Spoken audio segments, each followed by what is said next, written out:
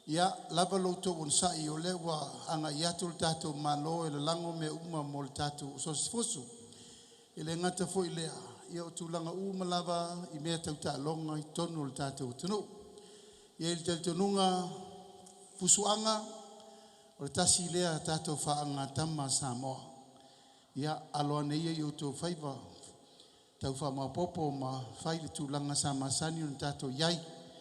Mori le nganga whaftai o maua le mawanoa ma le fionga i le i minstao tālonga e watu e le whaftai tele al tātou malo. E ala i tama whanau ia na manu malo mai pine aulo il tātou tālonga na umanei. A mai tātou patpatele Kelly Perez. Ia gold medal. Ia maleli o Anthony Patti. Bronze medal. Mai tātou patpati. Ele uma le nganga whaftai. Ono te teltonu o amatanga fōui a mō tātou o wāle lumana i manuia tupulanga whai mai a le tātou o tanu. Batul wha malosi, aua tau te wha vai vai, tātou toi o mai unai whatasi le wha moe moe o le tātou tālonga fusu le wāle wha manuianga mō si o tātou o tanu. Good evening and talofa to you all, our distinguished guests, ladies and gentlemen, and welcome to our boxing tonight. I wish to thank you all, especially those who just came from overseas to celebrate with us our independence celebration. Thank you for coming and welcome back home. Sport is our sport, official sport for Samoa. Boxing is a sport of Samoa. So thank you all for your support, and we continue to make sure we pave the way for future generations to come, to make sure we put our mark again to the world. Like Joseph Parker, Tayo Petaya, and Terminator 2. So ladies and gentlemen, enjoy yourself tonight and all the best to the boxers, and may the boxer fight win. Thank you very much. Good evening.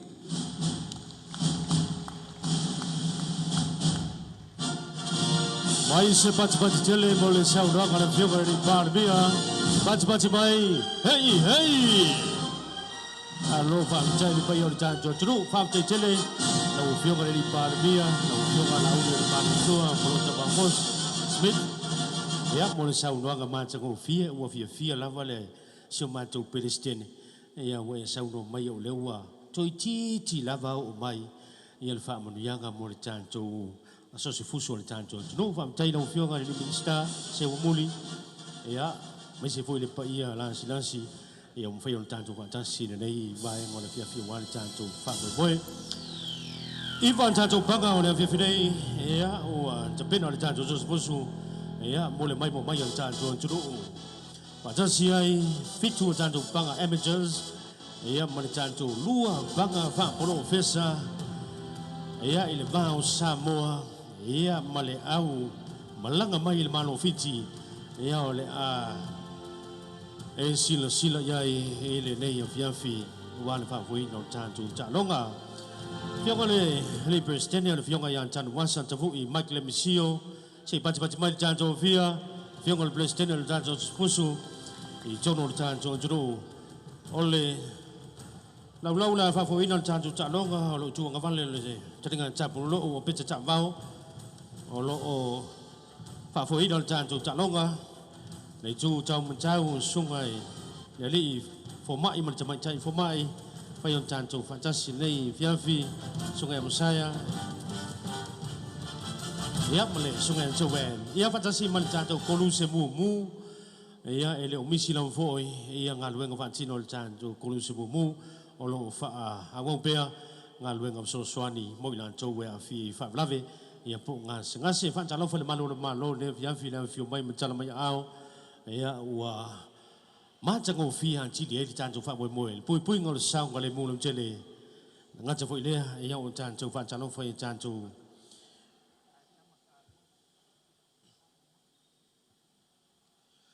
o li tanto media ia ele via fi mano fa chai ia malo tanto tru anto la va foi una mau wala vano ia fi mai tampo io tanto fa alum fa nau ia ngata foi le ia o se la sanga fo le mo tue la langai ia fu suanga ile va o tanto mo le malo fiti ia o le la sile le am kwa le ia o le au le mai viti ia o le sile le fiafi ale am material tanto fa mo ia o le musu smile fio con le presidente ia jalo cuma ka fa lo pa ia ber malu si o tanto tu nai ia mo le langina o le vi o le sound tonga o le tanto malo am tai tanto fa mo pa ka fa lo tele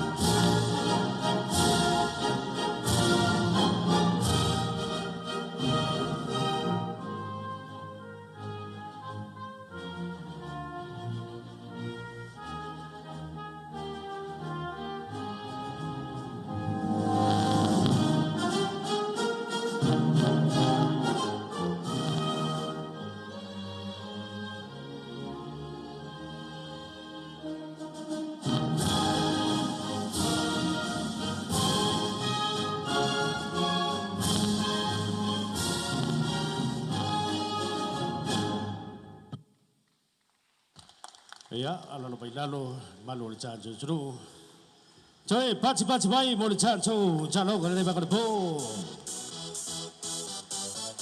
ia pe on sisil mai o le vai ngai officials referee judges Ole naua mai mo fa fonga le tunu le langina o tanga vai o le malo tu tasu sa mo ma nei fo langono le nei fiafia I koke e wa sui e fo le vai ngai tala no ai le tunu se va sai e fo I tala le tu tasila to ia Sa o lei man tu foi le uma e foi ona tu lei e pe la si foi sim tu par pala mai la fiona li par mi pe na nei fa mai mo ia pe na ia sa no ia o tata fa mo le fine ia o se tasi o va nga ta ua pe na tu mata ia le malo fa na tu ina la le los for pata sango samo Ole fionga le pa le mi o fa tamana o tatu talo nga fusu I samo nei e pe ona e fo lan so no nga tu o mai atu e mai sa o ele so no nga iko ole fionga le pa le mi ia ole fa tama ai mese foi ole o tatu mo le mawina ma sa no foi le fionga le pa le mi ole talonga fai pelenga stasile o talonga Samoa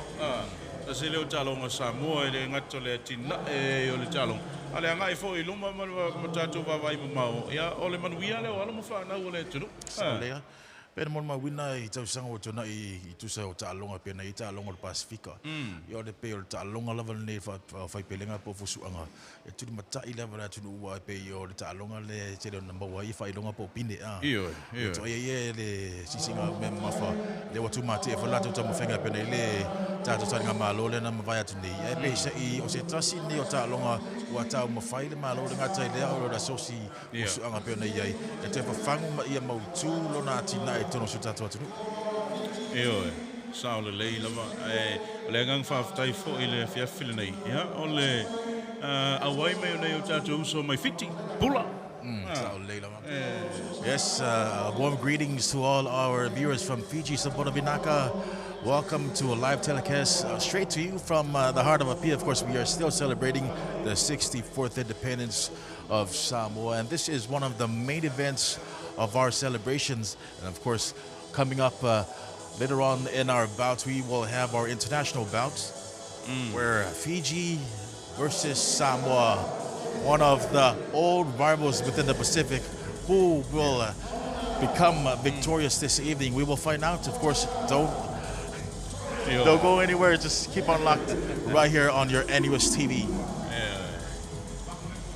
Saturday love pio tanto vai ngana lewa tanto moli mawina ile nei foi vai ngale fia fiole awai foi ona io tanto so mai fiti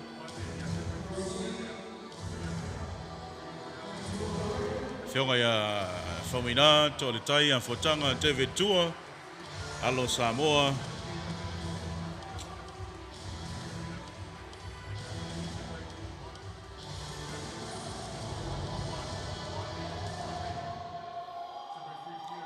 Mai tau atu iko ia o leo hangai atu ia alamo whanau o le tunu leo le tau sini o le ne fiaf.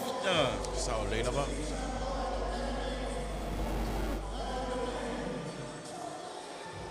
As you can see now, Team Samoa has entered the ring. All of our up-and-coming prominent, of course, players with potential to take on a tough challenge this evening against our brothers from Fiji. Well, I believe, if other countries are actually listening in from, I'll say Tonga, American Samoa, or neighboring brothers and sisters, this is one of the main events that you can also join next year. We'll probably mark it down on your calendar. Sitasi nei o tamu sanga por tato event nei pe ona tatau foi na le mai mo mai isi o tato aturu tua oi. Ya, masalo e mana ya foi ia ye isina fiu e pe ko nei piti nei fiafi. Ya masalo te sanga foi o we foi isi o sui mai tonga ya island manisi o motor pacific. Pe ona uta o le lua nei o te sanga talon fanga solo ia tamu sanga fa va malone.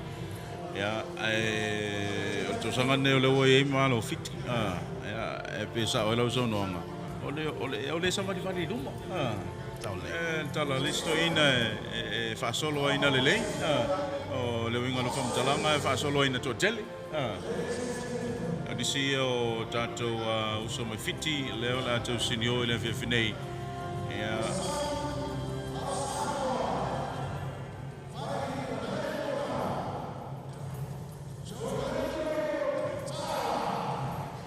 tato alo leo le tunu leo le to sinio le finei le pangautu. Leo Jolando Ta'ala.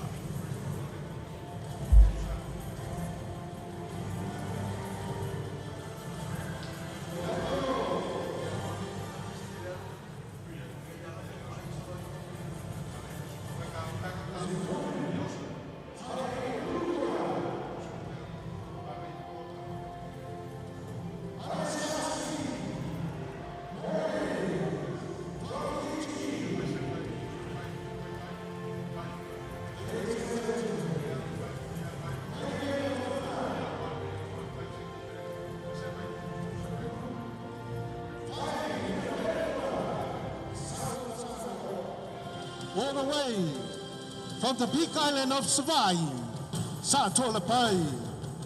Ladies and gentlemen, put your hands together. Sale Wafi, Tuautu. And his opponent, fighting in the blue corner. From Fiji, first debut, professional fight. No losses in amateur. Ladies and gentlemen, Eliseo Ratu.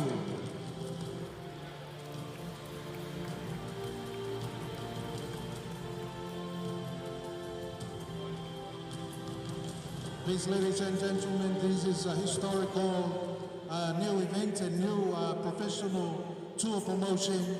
It is a concert owned by the Tolitai David Tour, and it's a pathway from our amateurs into professional. So therefore, no need to go overseas, but we have granted here your place to get a chance in the top 10 under the WBA, WBC, and WBO. Ladies and gentlemen, thank you boxers, thank you professionals, thank you coaches, thank you everyone. Let's get ready to rumble!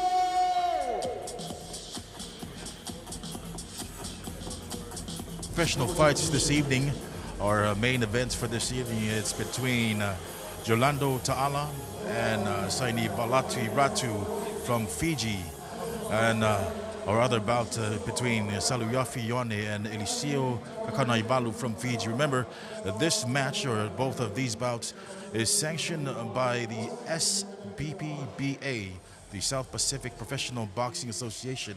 So a medal from this evening will go down to tally up their reference going forward and for the future.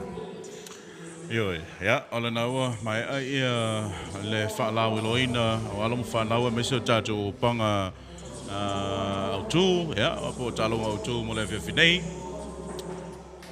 Le whaua tāpena le lau whaamsino mo le amtalia, ia, o tātou tālonga. Te tolu minute, ia, i le tamarasanga. Ia, tolu tamarasanga.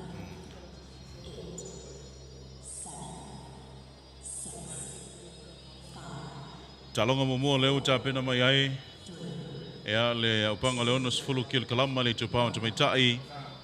O ana tawili ili ea mai le tulmanu lana mumu. E whawefo e mai le tulmanu lana moana. Ea le tamaitai a Esther Samoa.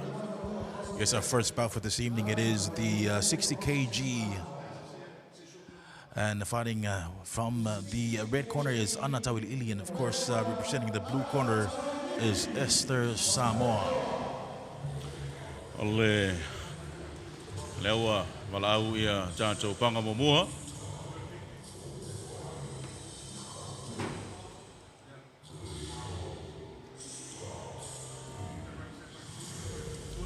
Tulmanu lana moana ole tumitai a Esther Samoa.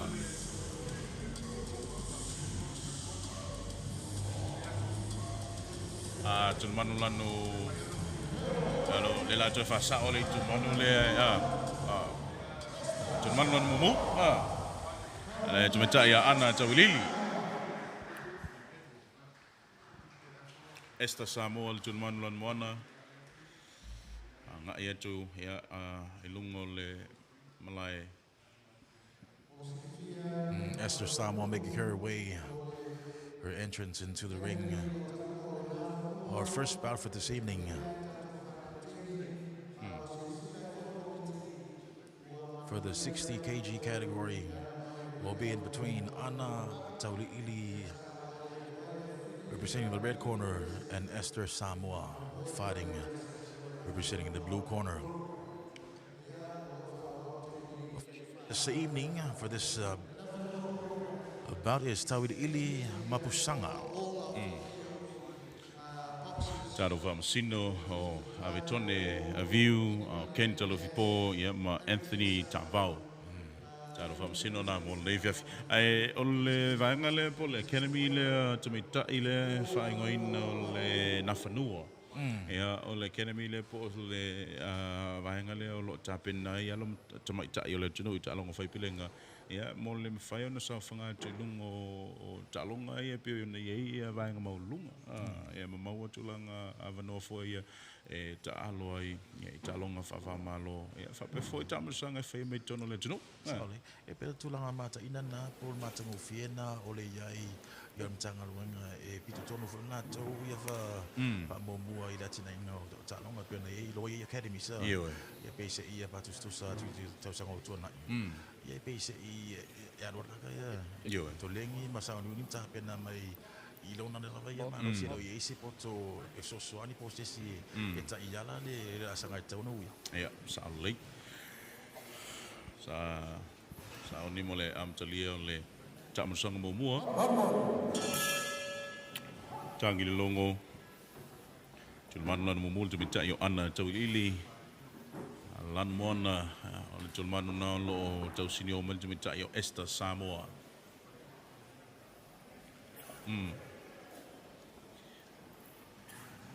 Te le lunga na i le tunu le yalong whanau tālonga whaipelenga. Sa o leila ba. E peise i o tālonga lava nei o alava ta penanga i pio na iai i le tero asu. Wana oe lava e te Oi oi. e te alo te whaasanga i lau opponent. O alava e pio ni stano to tele pio na iai tālonga kapi. Toi tunga whautasi e pio to tele i le steam e whaimata whawa i. Oi. O tālonga lava ia whaipelenga por fusuanga. Na oe. Na oe lava ia mara whasoane le whaia onga melo i turman. Tamasanga momua, ia, o le panga momua ono sifulu ki kalama nei tupau tamaitai. Tolu tamusanga te tolu minute fa pen fanga solo le tātou fusuanga momua le nei. Tau ai e toa ia so o matu ia le tamaitai o Esther ia matau le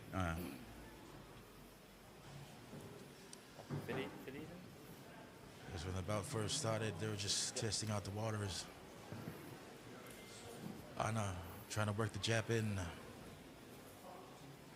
trying to find. Well, mana ile pressure tu ale Yo, tuaita o Esther. Ise iman tu ia tolo minute. Ise ie pu la taia mai tau ele. Tolu minute umi.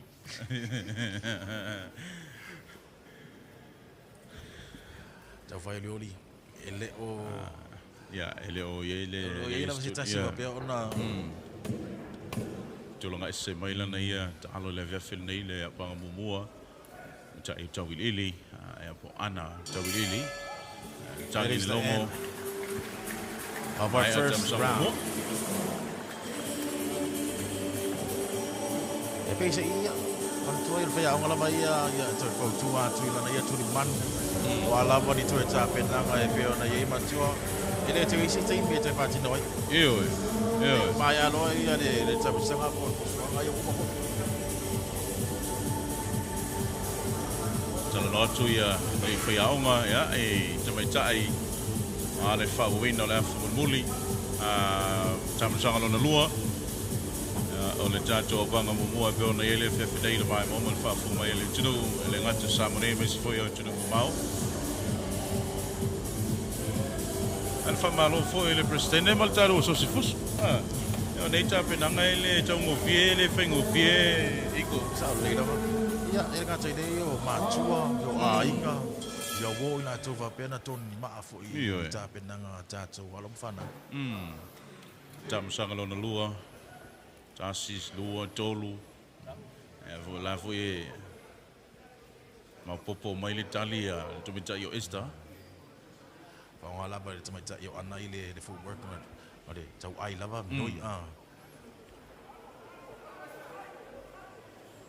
fai mai le apaka kiel to mita no esta e vo le mata ala tu tau ili la tau ia o umi limo le mita ai neo tu manu lanu mumu E nga tala umi o lima e fai sina mo lunga fo i o Yo, tai. E pe o se tasi o advantage te pe tu mata i fo ia i le talona ro fai pe lenga. Le nga tole umi por mo lunga Yeah. le tanga tu fu ia. Ore umi fo por reach. yeah E pe se i tau mate fu ia petinga ia ma fo fo au ta alo mo au peti. I tu langa o le au campo o le por fai unga fo sua. tamasanga lona lua apanga mumua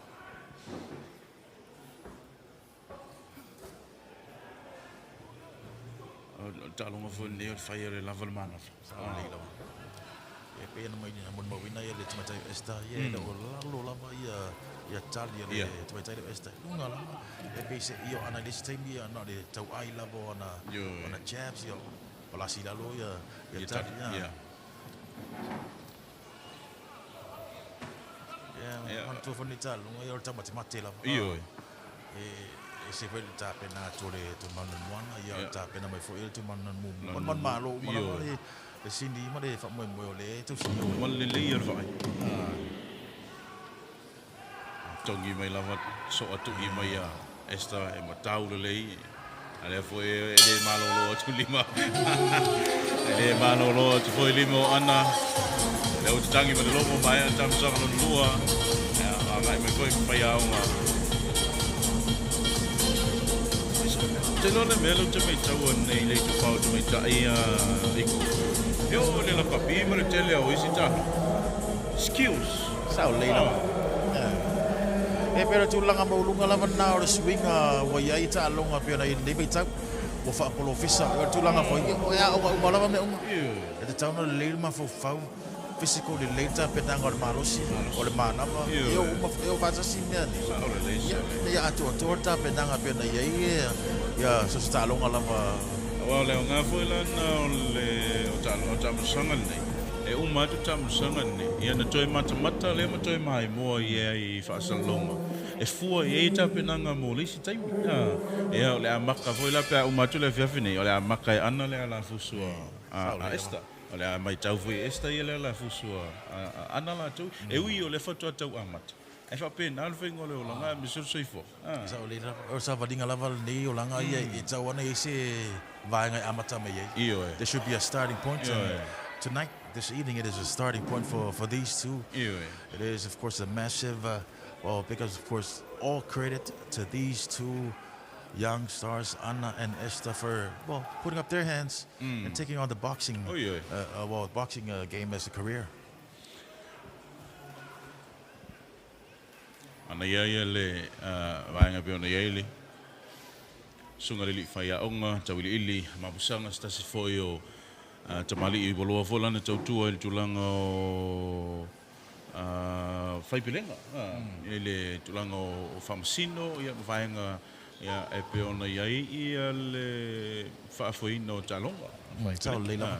So talonga lava ia ese umalava ia tulanga toni maa ia I latou ia po tangata fo fa pe ona tam fai atina e talonga e foi le pitola au mam ta fai ia la fari ia ave o ma se la fari pe va pe le e tele na o ave o ma se tangata fus ave o ma se famsi ia sa le o se fai onga tam sanga muli tam sanga muli mai le tolo tam sanga na fa le abang mo mua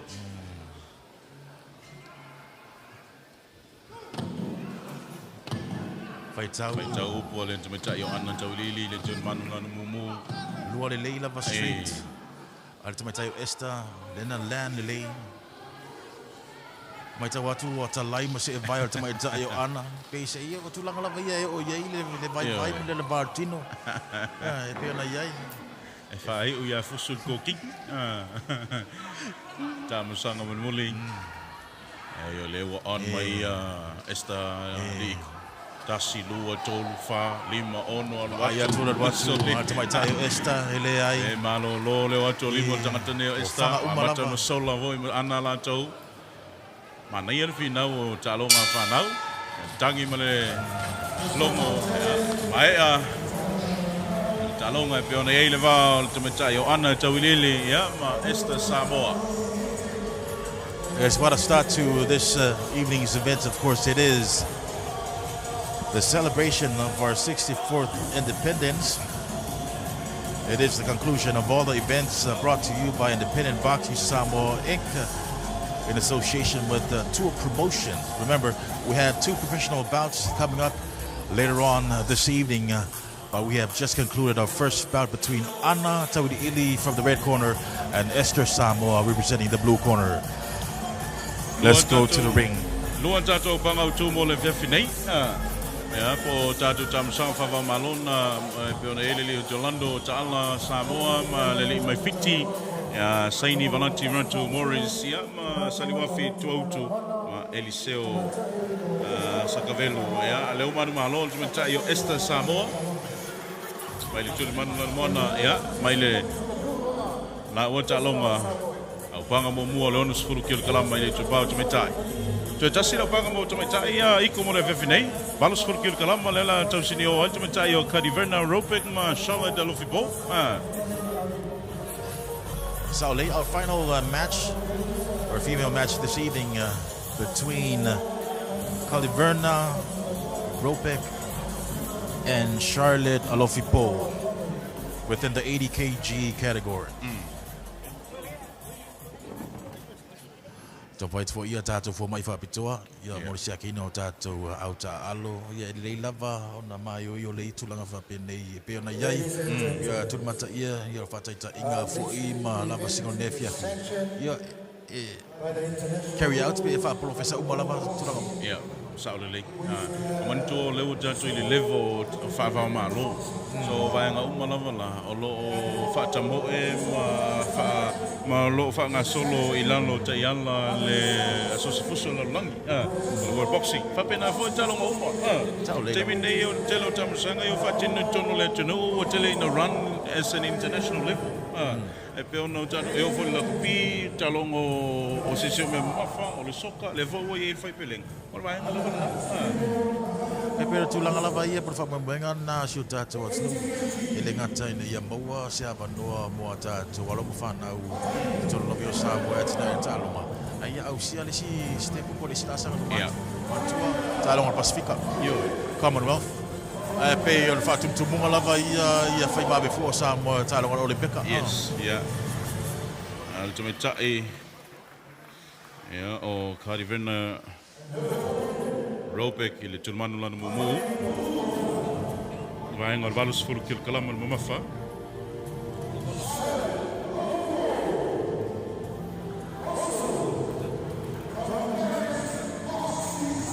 Charlotte Alofipo. Mai le kalapu al Marist boxing. I sa le. Leo tau sinio i le vea finei mai tulmanu lana mona. Valus furu kil kalama. Ia mo le toi fu fa malo ia ma fa ta lo fa ia ta to kalapu po ta to so si tonu sama tua. Ia la so ko se te lo kalapu. Io. Ia mo na fusu atu nei tu mompule ia o le si ia fusu mai sala fa. Yes, o aso ia pi ta te whakalongo to inga whinga na. Ia le nei taimi ia wai pi o ilo o ingoa ia na o te whakalongo ta o i mei o kalapu soa. So ula. Tene no pe nisi. O le kalapu la na e talo ia.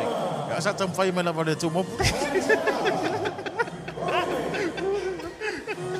E me se ila o tau ia mano se vai. E ri ko pe pele o tau mano se vai. Tu sai foi mai bala una neve tau. E malo iko. Sunga le tulmanu lana mumu, Kari Verna Ropek. Tulmanu lana mona. Ja, o le tumetai Charlotte Alofipo. Sa lava to se kone lava ia to musu to fa ia onga i auta alo. Mana tua the game plan. Yeah. Sunga le li lau fali po le afa foina le talonga o le fionga le li e kopo ya ken Alofipo. Tasi po i leo te o manu te mali o le tunu wolo te usanga o tau tua te unu le sosi fusu. Ia mai li te le o sosi sa iai talo ia soia. Sa o lava o mai le teimi nei, le lava tino lava ia le tau tua ma le unang. Pese i o nefi a fi e ringata ia i la tau fo i whapea ona tina ina il talonga nei fai pelenga po fusua. Ia nisi fo i walonga la tau tua i talonga le ingata leo la pi. Nisi fo i talonga whapenta te whata Simon Mawina. Ele nei wha moe ia pe tau walunga ia talonga o le tātou whamatuina lo supa. Yes. Charlotte. Kari Verna. Le tutusa umale mau mo to mita ini tolu. Ia pese i foi tutusa fo ia kalapu lo whapea ona. Tau sini o mai. Kalapu malis.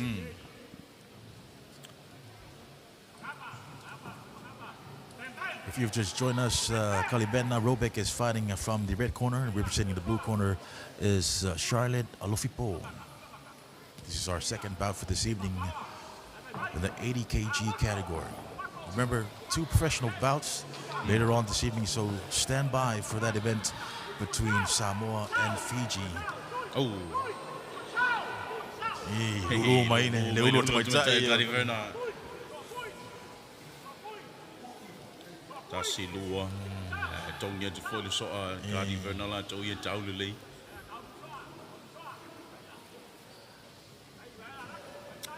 Ia fika foi ia talonga. Tau fika foi le stance por anga le tamta ala por le tamta ala yo po fatinonga foi tonu le o le mai fusu ia fai mai tanu e lo te fadili showboat e pese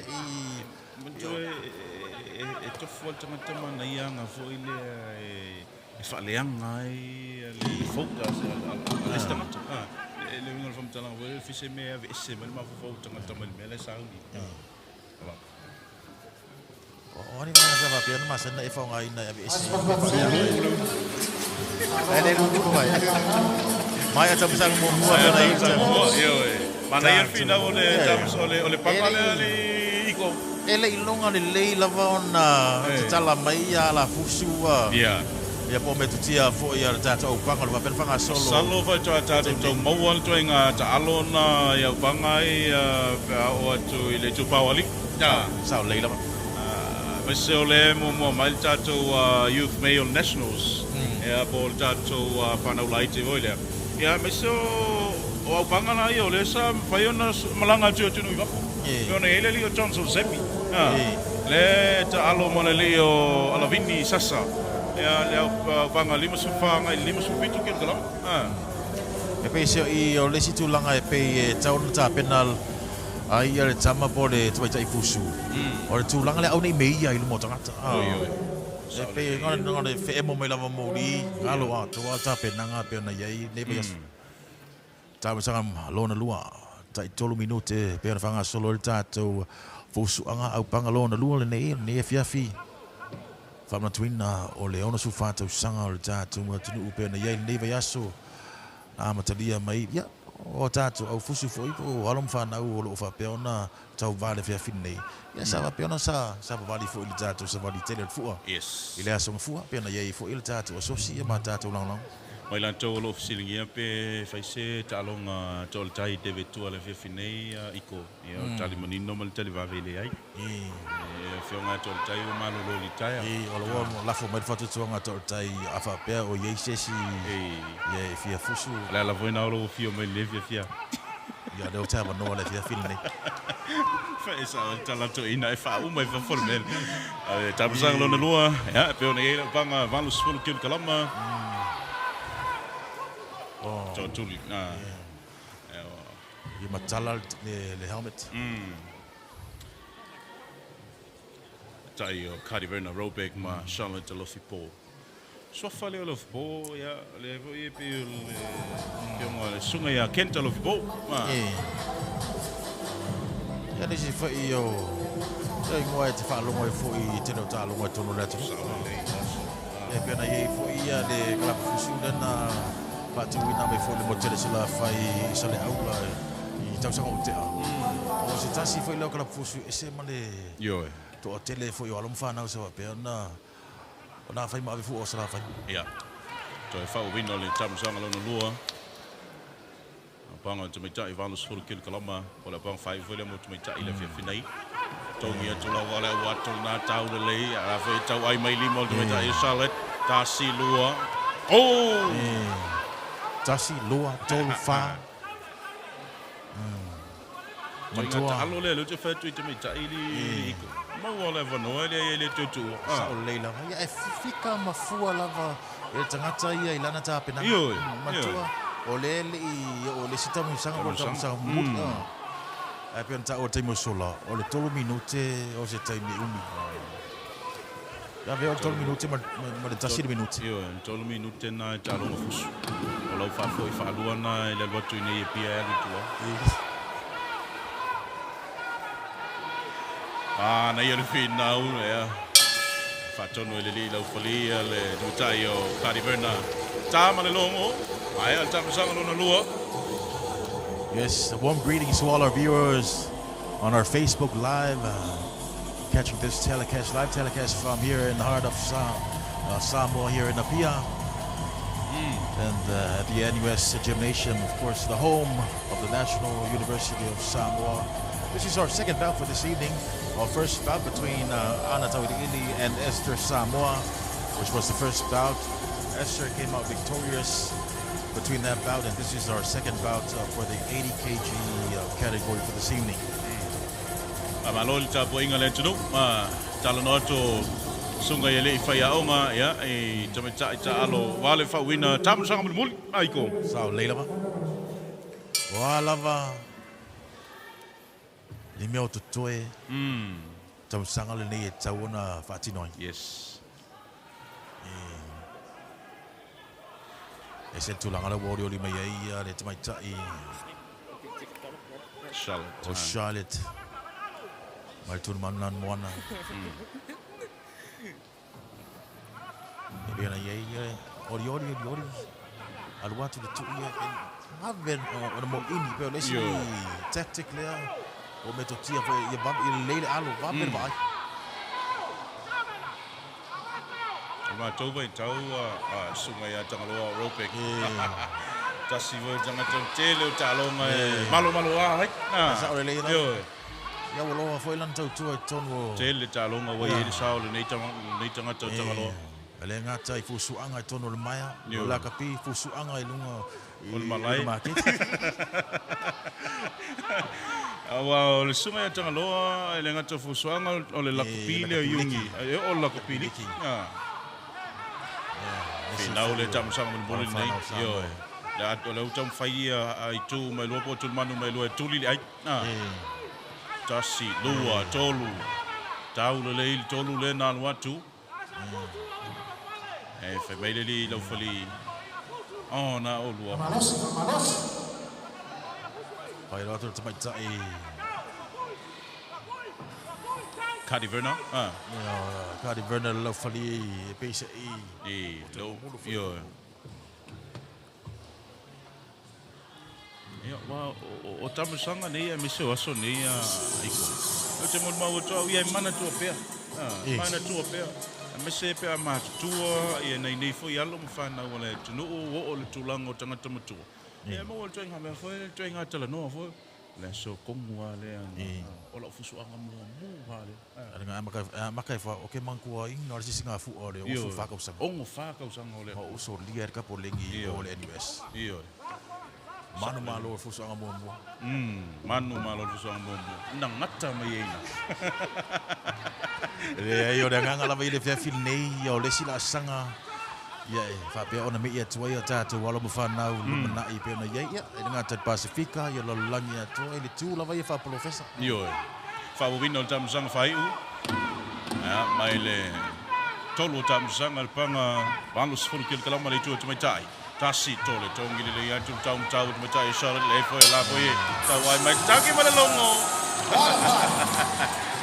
Anda il fina ole au panga le ali iko. Ele o se ngalubenga faingo fier ngalubenga fa pena fenga im famsino la uia lava va ai tutusa yo tutusa la uia lava ai e pese I ele ise sina maulunga foi patino ngortalunga e pese I olena ia vai ngortalunga sa pe ona meta wina I le pressure tu manan bona ia ber tu e pese I e fela fla I lava yo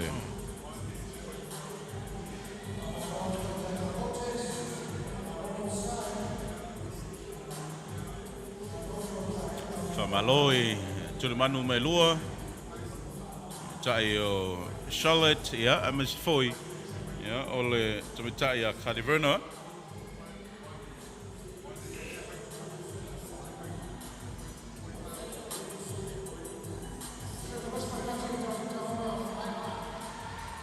tali al fai unha famsino o fa tas famsino tu natu man malo Ele tulmanu lan mumu, sama tayo. Lawa tu le manu malo, ya ele tulmanu lan mumu, sama ya Cardi Verna Ropek.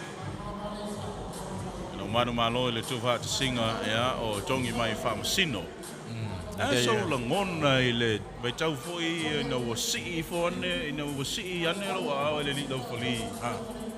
O te mantuaina taimia o si ele falia lo lima ngalo martinga ngalo le lava taimio kule nginga taimina wa e baile taita tau tu itia ele tau sai por tau mafia ngalo mana fafita uri mana tinga le taimie mon malo salo tem tonu ana le tal fasor pitole e manu malo e tolu ambulance e tu Ada stand by by ambulance sa awan. Alora para sa. Tamsanga lela so mai ya. Tamsanga mo ali il tato Youth Male Nationals. Sunga ya Johnson Semi ya Alavine Sasa. Ya lima sufanga ile lima sufitu kilo kalama ole li ya Johnson Semi tasile walo le tunu faisima ulungo tulanga sampone ya usia. Le sa ia awaya tu ya il famous suyo sa mo tamsanga rifo longi lam tangal tu sanga nei. Ya fatase mrisolo le tunu ya Daniel of Paul Kili Perez ya lesa mo mailipina ro Samoa ya ma oleli ne foi le yo Johnson Semi le foi sa ia manu malo ya pesa tulanga mo foi il male youth boxer ya mal to sangan sai mai il ta fotolu Samoa fiti ma Italia le peona ele sunga ya Johnson Semi mai mo mai le tunu Ewa ngai mai ya e lungan malai tuli manu lanu mumu E matua fai to tau o o le to tele la valum fa na le via fin nei ia o tele le exposure pe na ia ile ngata na malanga atu fit malanga atu Australia mo foi ava no e fa pe ona fusu vai e mo tsi o riso tamo sa fa va malo Taylor Silvia Iko.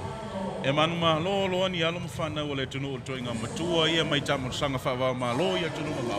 O inau tatu lo ele mawalalo mawalunga tulango. Sa ole lama. Mawalunga tapenanga te lele o singa taulanga ni alo mfana wale tunu.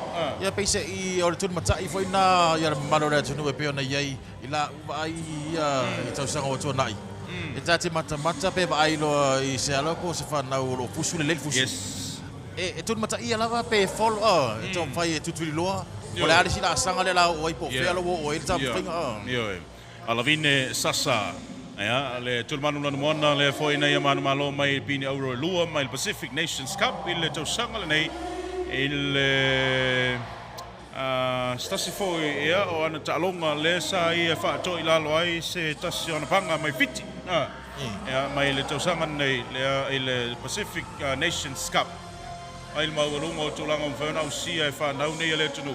Ia, ona me moni lava ia I koma le mai mo mal fa fo mai le tunu o tatu ma fu fau mal vai.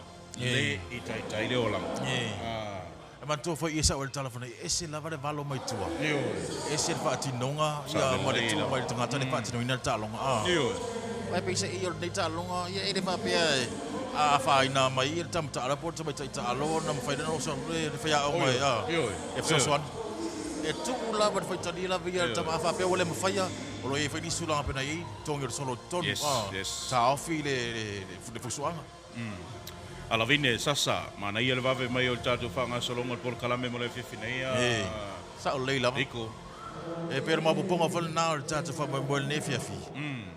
Tu la vaia le tangata ia I le tulanga pe na fa foina ia le tatu fa mo mo yo ila to fa nga solo mai au ta alo. Yo le tu por pitola o lo foli, le pitola o fa msino. Eli lo fali ave tone a riu le ola ia fa foina le talonga le nei fa msino wato sina lo po Anthony Tavao ma tawa. Tangi le longo hamtalia tam sang mo mo.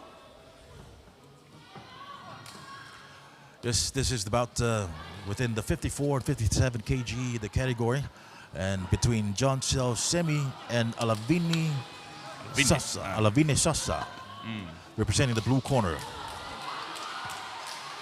Both competitors not new to the stage. Of course, they have represented Samoa overseas in international tournaments, such as the one in Australia and, of course, the one in Fiji earlier on this year. Sao al fatinongo talo ole. Fatinonga ya lo nei ole tunu ol talonga mal tam sang bobua. E per tulanga mata ina foi le pe na yene mo lunga fatinonga talonga. Yeah. Wa amata foi pisa ol ma au mai mo. Yo. Ta pisa ro mai mo no winga. Mau numero. Mau numero tapuat. Ai le tulmanu lanu momu le Leo Johnson Semi pe ona sau no Iko ele foi nei alo le tunu ulunga le maia. Sol tapoling. Tasi lua mau le lei ya. Sau foi le so atui. Ko le Mo le Leo Johnson Semi ya toi fa mau le o sia vai ngai pi e afia ita fenanga tono Sau leila le on o vai ngolo fa ngai ne tono pe vela o kia si e fa ngai te fa na E pe se I weta ua pe na tala noe foi te mo sola o ta siri minute I o le o se funu se kone foi o se taimi pito siri ona umi le fuso anga mo le fai pelenga e mo wale maros mo le no e toi recover il tam fuso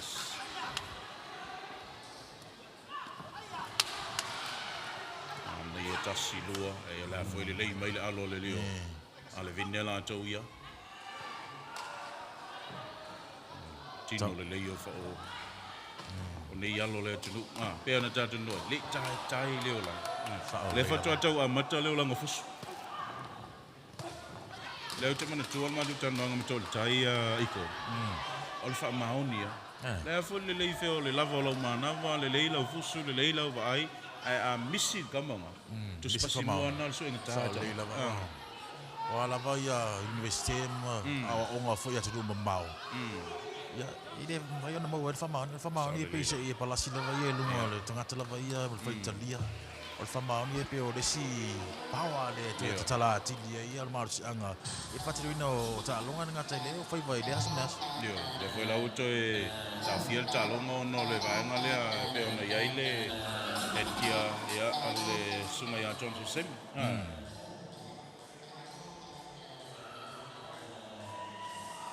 O te foi famalo i le tato i la fri.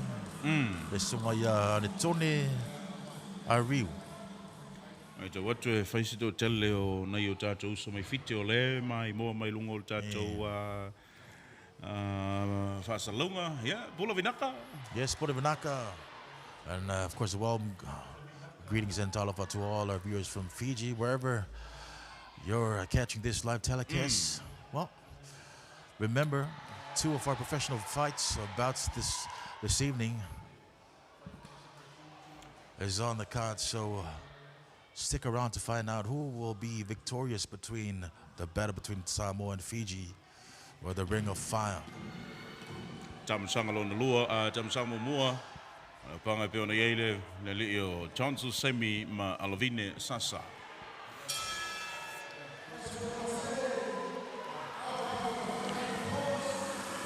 Tal malolonga, ai ala tamasanga mua. Ara yo le sawa ma le vampe limo walo nei ole tudu. E sao le lava. E pe ore si tūlanga e pe se I o whawhenga tae fo I e nei alo o na fusu. Wa lava na masaninga. Yeah. Lava na masaninga, le stamta alo pe se I whape. Or, sao e ta alo tamarusu. Yo e mai o tamusanga nei e mo i lava o le whaatino tamusanga fo le sailinga o ai malo mai ma pena. Ai o leva no fo le o le tolengi le ai. Mawani sia manoa, ya. Wa to inga tamsanga fa penei ia tato investors po ila to lo fa peo na tu mata ia po la sponsors mai atu mau. Ya vai mai la le kana po fusu po la se asosi fa peo. O te mana o e amai ia le ile fusu ila lo kana po la gym. Yo. Tamsanga lo na lua.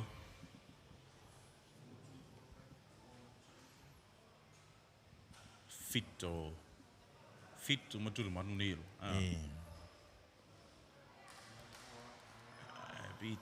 Pito umilai tiali moneli io Alavini. Tassi lua. Tolu. Le foi makale le atu. Oh.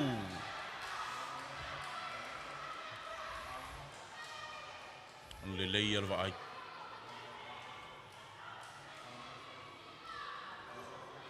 Talet foi le io. Chano semi. The combination of the Leo Alavine. Ilo ilonga lava ia ona tulai mai ia tato fusuanga fa perfanga solo si tupo moa se ali va pe ona. Yeah. Ona fa vai pe atu tusa ta penanga tusa maloloso tamta alo medua. Taso so lava le si tamta alo ia se au wala fa pe ona sawa tua ia. Ana tamo fainga polan jab.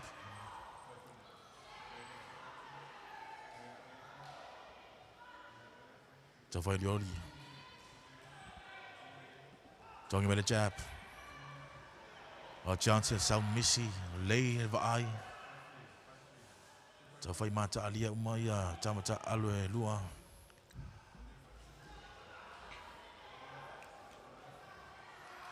Pese ora uia mai tau ai ile fia file nei e pe tam sa mo muli lava le fata Italia sa usi fo ile tapo inga male mai wanga le vionga le li palmio le ta ile malo fata ma fo ile le so fusu IPS ya mai se fo o minister ka peneta manu le vala ulia male le tunu o lo o fia le ni fia fi mo vina fo il fa mo ne yal mo fa na ta fia fusu anga tam fai e to e fale leia ia le vai ngai e tauna ta pena le ai ia fia onga mi se foi o le committee ale sunga ia Johnson sa le la ia va ia vai ngai e fa na ve foi ia le tau finga tonu valai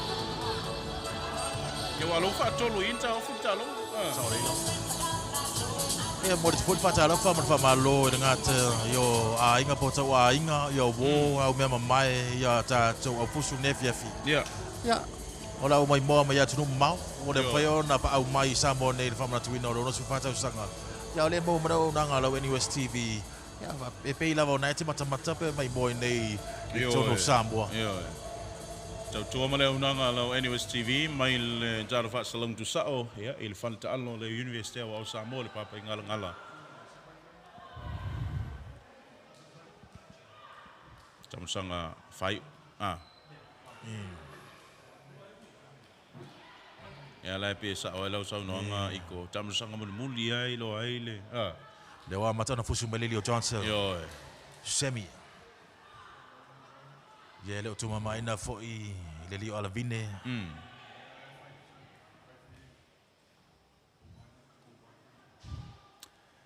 Tamasanga po le pangalela so mai fetus fulukil kalama Wells Matua ma Daniel Alofipo. Joseph Usekone. Sorry iko o le whawawina leo le tamasanga lona lua. Ono le sa tau fia I le ai vai ngai pe ona a fia I foi ia le. E vai la lo testinga o e tota. Ni. Ora fa pe po e mai tau ina o tamasanga lona lua le po tamasanga muri a. Alme moni lava ia wa ngalo mai a tau. Malon te pai mai le tunu ia me fa pena ona fai.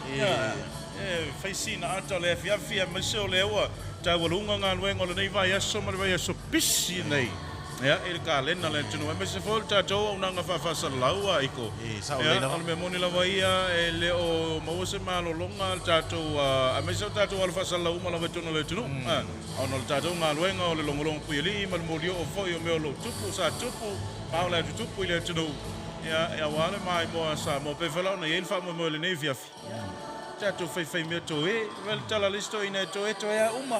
Sa o le na. E pe se I o fo yo tato wala mo fa na pa tau si o ne be aso. Le mo vai atu ni si o va vi fianga ni si o fe fianga fo fa na tuina no su pata usanga. Ya lo fa pe ona maintain la vai ta penanga. Bole fia file nei. Yo. Tato tamasanga muli leo fanga solo tolo minute. E tato au panga lima sulfitu kil kolama mafa.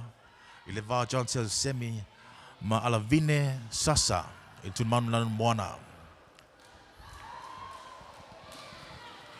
I foto atu ile fali le o alavine vai sina maulalo alo.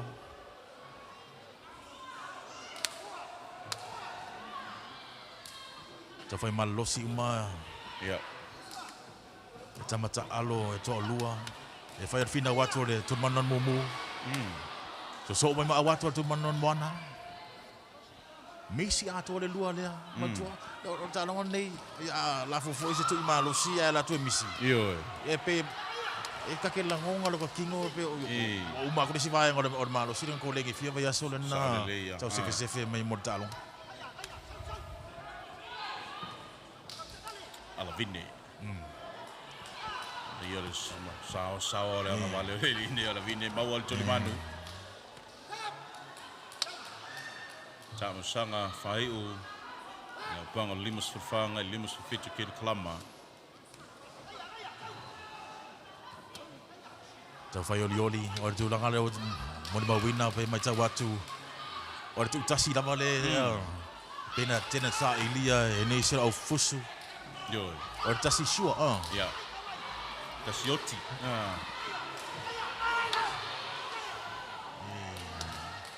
Pese Io io le le wato le falire di Johnson fa sa le tui o le Uliul.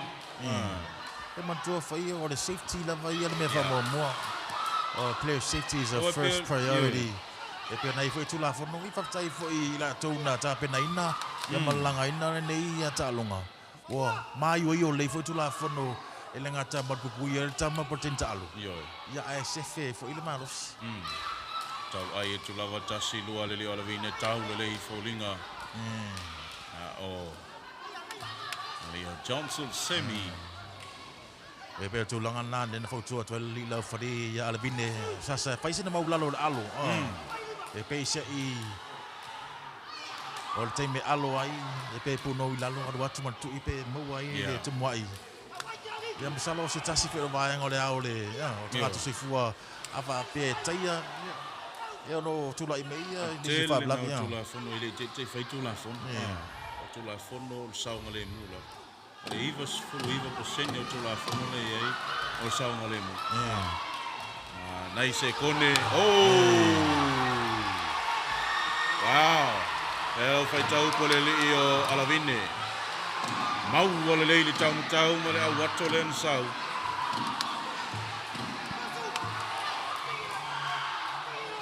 ia mantua ese ale sila mana mai moa le na tunu ia mana mai moa ese po le sila ia marta tanga ia le lila fali ia la tangi le longo ia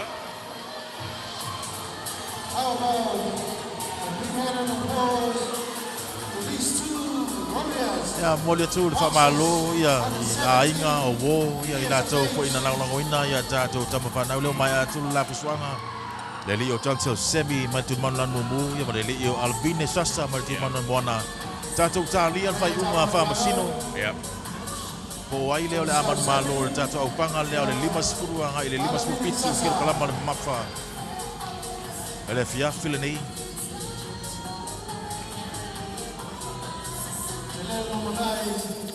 Whanga leo lan so mai tua o le li o Wales matua fa pe fo im Daniel Olofko e le wanga le Wales full kill kalama le mafa.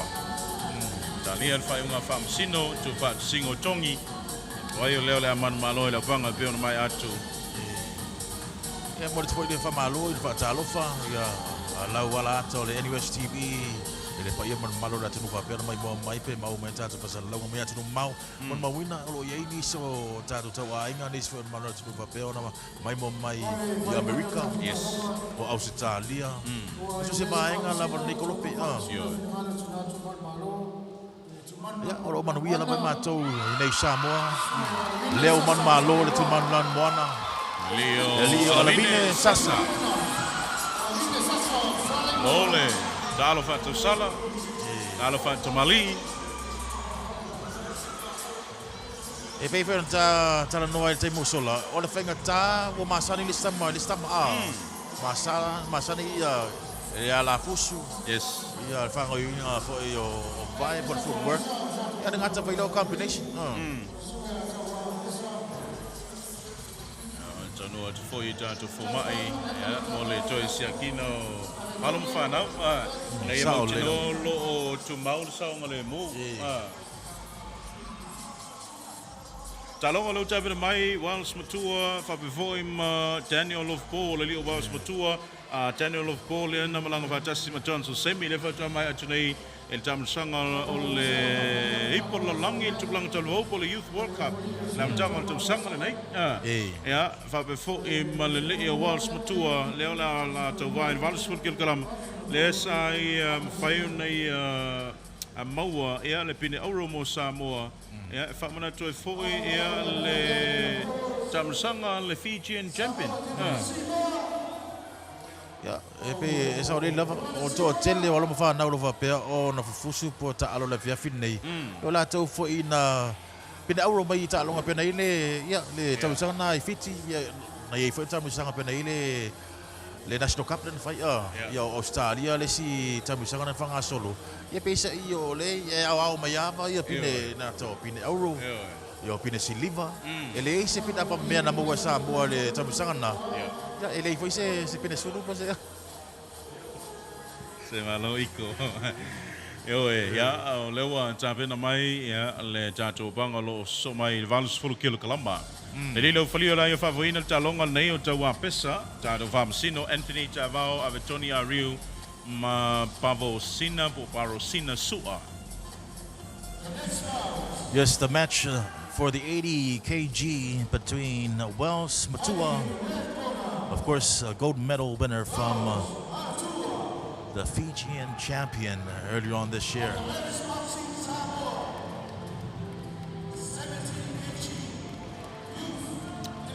Leo Wells Matua.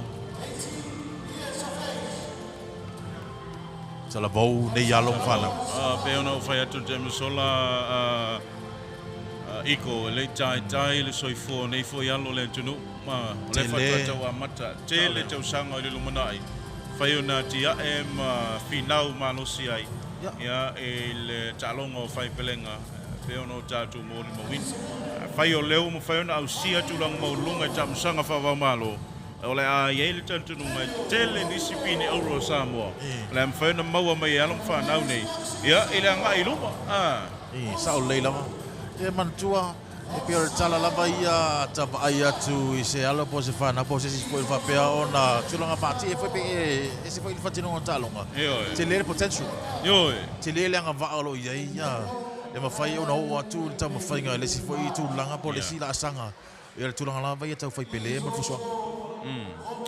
Tulmanu lana mwana le li Daniel no fipo. Tulmanu lana mumu le li Wales Matua. Fitus furu kilo kalama. Leo la tau sini o ai. Ya, mo le fiafi nei. Yes, sir. 70 kg bout that's about to go underway. It's between Welsh Matua fighting out from the red corner, and of course Daniel Olofbo fighting out from the blue corner. Tato talonga lo na whana, po tato pana au panga lo na whana. Ya, mo le nei fo ai ngole fiafi.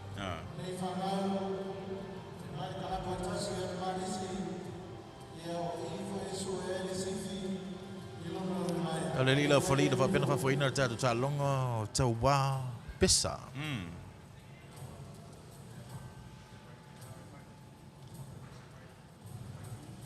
Tau ani ni fautuanga fa pe o fa ya onga.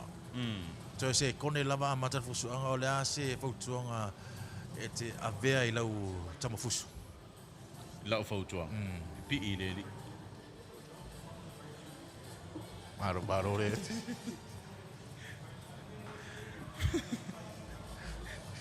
O leo ta pena mai lungon malai ia alo le tunu le li Wales Matua ma Daniel Olofipo. Mo le la ua talonga tamu sa mua fitus fulu kilo kalama. Tamu sa mua ai ela peno fa Faila tu sina- fa ta mau to inga talona I au panga I fa solo mai lu. Sao le lama. Ia pena mon mo ino fo ile fusuanga bombole nei pe o SS fo ianga o tato sa alo. E pena ia le anga. Le li o Wells Matua nga valley. Ia au Daniel of Portum tau. Fengo fiene lo tam tau ngo lo I kuku. O I lo Matua so e- ai so e o fole- lo nga valley pe va pena tianga tam tau. Ma tu sta e te me fila fo fo ia. Wa ele te me afa pe o le ia o le fai ona. Yo. Panga yoi le tam tau ia. Se se wo me to tia uma lava. Ai ele tanga tai le uma nga. Ang valley to tam tau. Fa to no ina le li lo foli. Ia le li o Daniel of Paul. Ai toinga au panga fuela ia iko. Al whainga tai on fufu. Sao le la. Ono le whawsanga ianga tasi lua. E fa fai ta. Yo ni si fo tu singa po so enga fo ila poto. E fa me fa fai ta ona I lora la fu so tanga tale fu su la ngabali. Sao pa. E mo ila vale tu tam tau por orthodoxy e fa fai fi la vana mai tau ne la fu. Ia e pe o le South Pa po le nanga vale. Fai ta ta mate. Be foi la ia le lalo Samoa le lo Jaya Pataya. Ava ai foi le full work le mino Jaya Pataya. Ia fatino ina foi o langa ia tamu fainga. E fiu ia si au panga tau mate po feli tu le la pena nga ia toyos fainga ale foi alo le Tasi lua mau atu le maia. E foi le whautuanga le li lau whali. Tunu manu lana moana.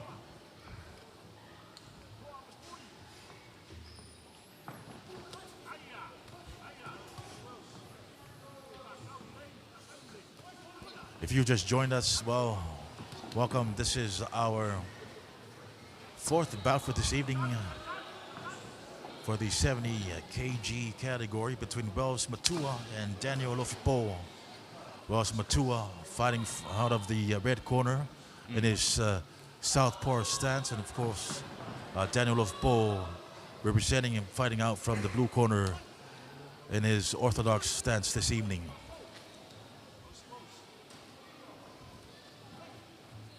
Nei ele. Tamu sanga mo. Neat. Let out mathematics. Tau sa ili ale ala fusual tangata ia. Kasi lua. Tau inga talonga fo ia tangata lava manava malei wa ai tangata ngai man malo. Nei se kono tamu sanga mo lo toi. Ya bantu foi we ya. O ai e maua e ngata yo lungo fo linga. Yo lalo foi tino body shots. O tulangan na ta penanga tangata ya po tap ta ala po te mai ta alo ya. E maua ai combinations for ai tino body shots. Alo foi de chat mo le ya. E mo fe ai e pe o poto na paso so. Ya le malos o le panama. Ya mare tulanga for combination ta o pa tino le te yo. Ai o tamu sanga mo Tanto atu i sunga i pe aonga o le tanto National Council Vuli le. Ia po tātou tampangai i te tonu lava le tunu, alam whanau le tunu. Mai ana na soa i leo tātou main amateur. Tolu tātou main amateur small nei fiafi. Ia pe ona iei le li o Ioane le alo le tunu i samo nei ma le li o Joan Tavuli. Ia mai le malo fiti. Of course, this will be our last national bout for this evening. And then the next one, we will move to our international bouts for this evening.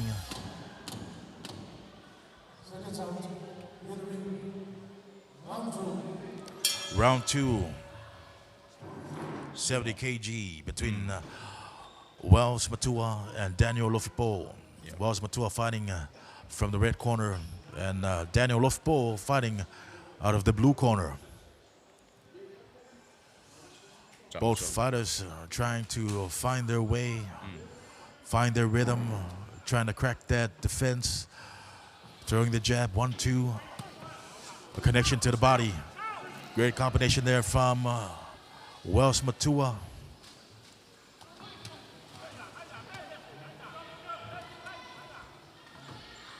Pipi atu ia le fusuanga i le maya. Solomuli le lio. Wells Matua.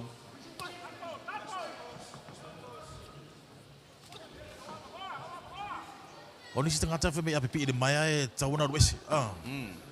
Au te vai nisi o fusu po... E misila mātou au fusu. E tau wai tau. E pipi i le maya e whaongane maya pe o resi support le. A tinga ina.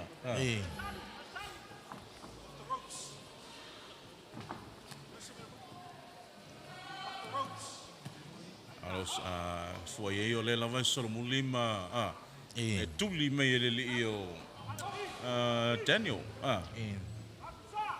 Te matua nei le sto ina na... Mas o fasina leba. Mata foi fusu anga yasu. O bana awara to ina. Lau soa. Lau soa e te maro. E pese I yo na basics jab hook. Uppercut. Dako mo overhand. Ya e fenga tau ba le tat fasal. Ya ai e tu pe ai e lo fa no va per fatino in alta lo nefia. O le a fo I se fo tuanga fa ya onga. Tu se fa mata penanga. E pe na ye ni tamusang. Tamusang lo na lua. Okay, meta watu to tau e lo sunga bete fia foi so. O ulai le mo tu e lua le so. Pito lunga ma de mal mo ulu.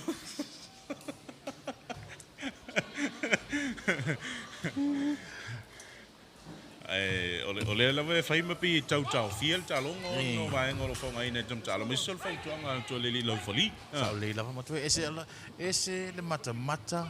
Ya le mai mo au malo da tu ya au tapuai. Ese le sila manino fo lo foli le wo ye la ngava. I u le la onga lo foli fusuanga. Sa le. I u le la onga fa fai longa mau lunga le tulanga tau la foli. E pe se I o le foi tulanga le tau na mai tau ina mo na foi marona tunu. Apa pe lem foi na vea o mas tama fusu. Ia lo ia le tu lau faria. E pena i foi ni siota longa va per mon mawina ini si oro mas fana usa mo va pe ona. Lista ngata li iko. Eh. Ele le theory E o que practical. Lista ngata seki le practical, e o que theory. O aula. Ia rena? Eh. O ratu da kai. O tan malolonga mai ale tamasanga lona lua. Tamasanga mun muli la le la ilo ai. Ya, o yo le la man malo foi le bang.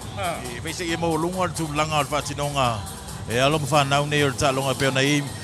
Se le se senga mai ata tu au panga pe na i mo mua a. Vai sina silo.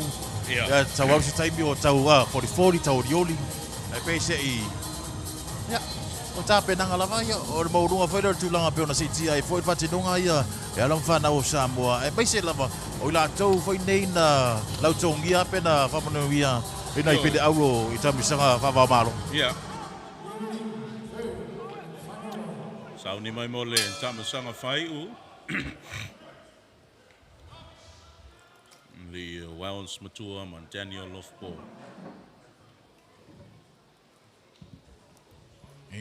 Fautua tu lofali. Le Leo Daniel Lofpo. Fa mo le uso ona e ngalo lau mafkat. Nis fa tu langa malu pui pui e tamata alu a. Tasi lua. Ai tongi me vo ele. Anga vale le Leo Daniel e tau le foi. Ana ia. Mana ia. Manu tasi lua tolu. Le la vea le Leo. Wells Matua. Mana ia combination de Leo Daniel Lofpo. Tasi lua. Body shots, me ilunga, tasi lua. Nisi meto tia ia te vai e fai nisi fo yo panga matuta alo. E fa longo lo pe wo papa u fa forma fkat. Wa mo to le ta fita longo. O le e pe tu langa na o lo fa pe ona tu di mata ie lo fori tau lava o sa ngole mu lava. Ya fa pe ona ye di mafkat. Yo tato metadiulu. Yo. E ngata foi no me foi pedi. Alo la vea le Leo. O ai le ia le tau foi ato le Leo Daniel. Tasi lua. E lo tu mama ina foi le Leo. O Wells Matua. Lo va pe on fa so le lo malo si. Salo le lava mana wale Leo Wells Matua le tongi tua tongi man. E man tu fusu anga fai de malo si mana. Yo. Ora la verte de lo to ia fa pe le si malo si fatino. Ia fa pe nada ngal talo. Lo to fai tu so. To fai. Tau tu tasi tongi atu tongi mai. Ole opanga le te mantua il foto anga le sto ina na tele ina fus. Ka longo to le vea tongi luma solmuli. Tongi tasi luma solmuli. Solmuli anan solmuli mai ya. Solmuli ko sa wala fa. Se baro te tau. Mai tau wina. Se fele tamata alo ia el mana. Ya.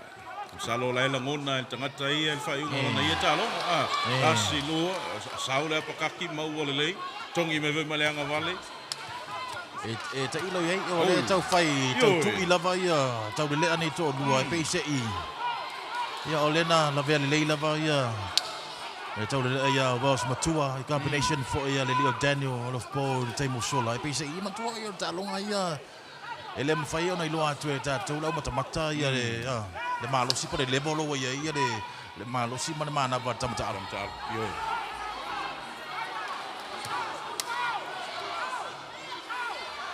salo tala fe unga vole tam sang muli male malo losi va ia tamata zao le tasi lua tolu ai se kone fai ol talonga lo toi tau fai bala o tu mai moa Tangi ma le Ua lei loa, e nei tama po wai o le a whaalongo iai po le whaia onga. O le au mai mo o le wapea, tau whawala au atu. Palu iai, tongi loa, whauma loa. Ai pesa i le ai. I whapena tapu ingo nei meo talo. Ia, whamalo le tapu inga le tunu, a meisio o tua a o nei alo mo whanau. Sao le leila Sini o le nei fiafi, pe o nei eil tunu manu lanu moana, le sunga ia waos matua. Ia, tunu manu lanu mumu, ia, mal tunu manu lanu moana le li o Daniel of Po. Ia, pe o na tau sini o le fiafi nei taru talia. Ia, le tulanga pe o nei ai, i le whaiunga whamasino. Au ta lia fai ungo tata pusuanga leo fanga solo. Ele vao le Leo Wells Matua, ma Daniel of Po. Sao ni mai fo ia le sia tata pusuanga tata opanga fa vao malo mo mua. Ona sefulu kilo kalama o le tatou fusuanga mua lea autu o le vaenga leo le amateur. Ia, le Leo Ioane mai samo nei ma le Leo Joan Tavuli. Ia, mai se matou o tunu o fiti. E sa ora ro ba ia tu le via fil nei na te. O te sau me fiti Tau- te le iloa fa fiti. Fiti uta po fiti tai. Fiti tai. E sa ora ro ba ia. E malo tapua i mai mo mai mai mo fa fonga malo la tenu fa pe mau mai tata fa salonga. Me tau atu lau tu ina atu man malo ia Daniel of Po.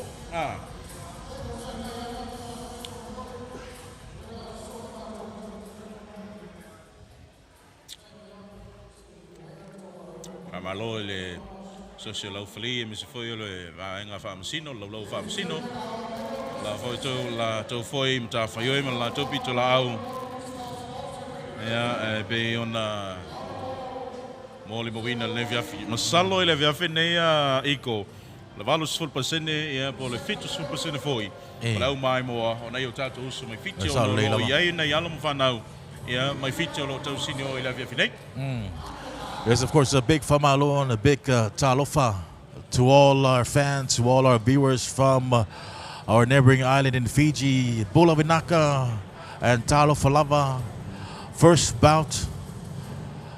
That's up next is one of our first international bouts for this evening between Ioane of Samoa and Joan Dabula, representing our brothers and sisters from Fiji.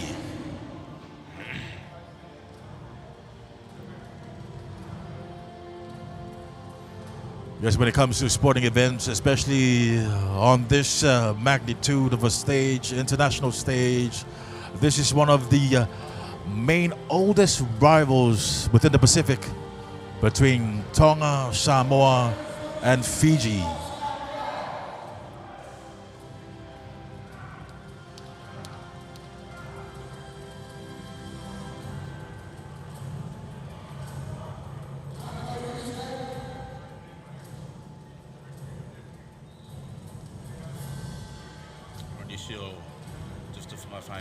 Mana tua e foi ia ma whaalolongi ai ia le tautua hadisi foi o tamali o le tunu e tulongo te tonu foi o le tauatina ino le whai pelenga nga ngata foi leo alo mwhana o le tunu o lo mwhena o sia ia ma tau e foi le ngo Samoa ia e tunu mamau e foi peona o tātou moli mawina o lo tau au ine le whionga e le minister o talonga ia mo fiafianga o tangata le whionga se wa moli fasi.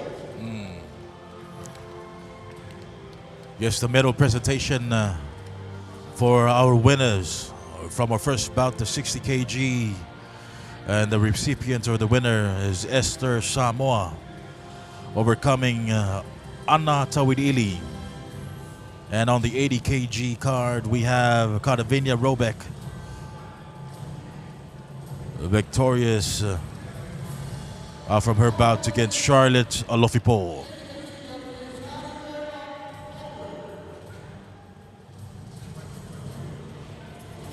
Yes, a lot of people have traveled far, especially from our neighboring island, Fiji, around the Pacific and Tonga.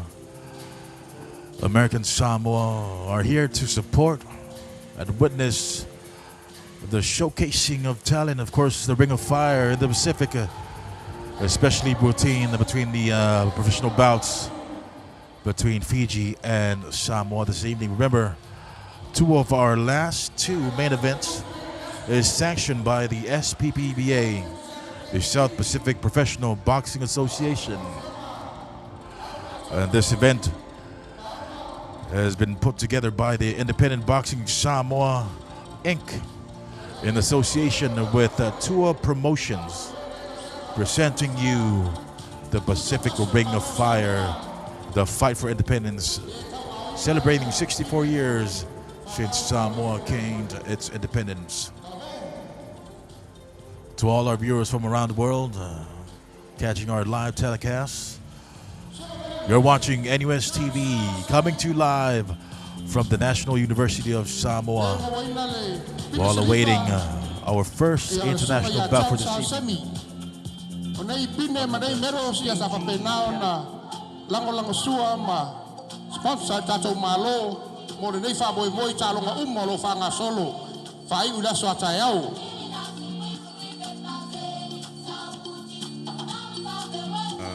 Iko ngolo ia tala ya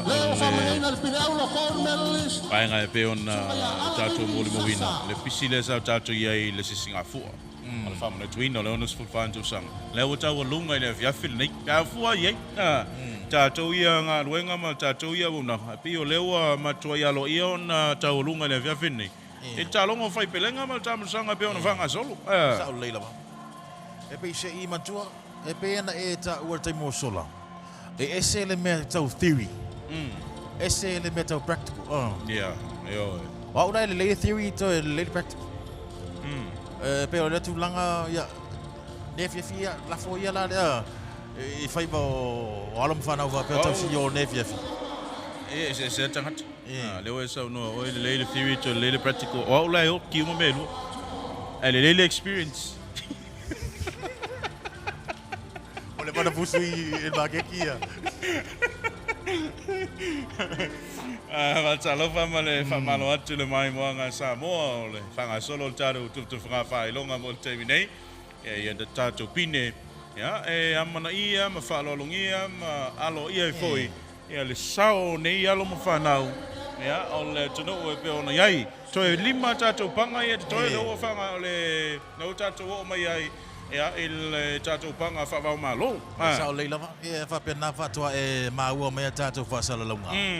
Ia le I mai alfa me mo le via fil nei ia nau fa ngā solo pe fa tino tu fanga pine po fai longa ia tatou au panga pe ona mawai atu e tasi dua tolu fa tatou pusuanga leo mai a ia lea ua fa ilo fo ia na tou fa pe ona man malo pe ona iai pusuanga mo moa e te mai tai Esta Samoa I la pusuanga ma le te mai tai ana tawiri ili I le vaenga le onos fulu ke kalama Yo Karineva Robeck le man malo la pusuanga ma Charlotte Alofpo I le vaenga o le valis fulu ke kalama te mai tai ia pe se ia pe ona mo mawina ia tu fanga pini euro ia mo le li o la vine sasa le man malo la pusuanga ma Johnson Semi ia le li o Daniel Alofpo le man malo la pusuanga mo le li o Wells Matua ia le vaenga tau le a po tama fitus fulu ke kalama mafa ya sauli afionga il minister tu pe mo wala tino ya le afionga tala le paunga tala le paunga le sa ia tau ina ni se failonga le sa tau ina ya ile nei foi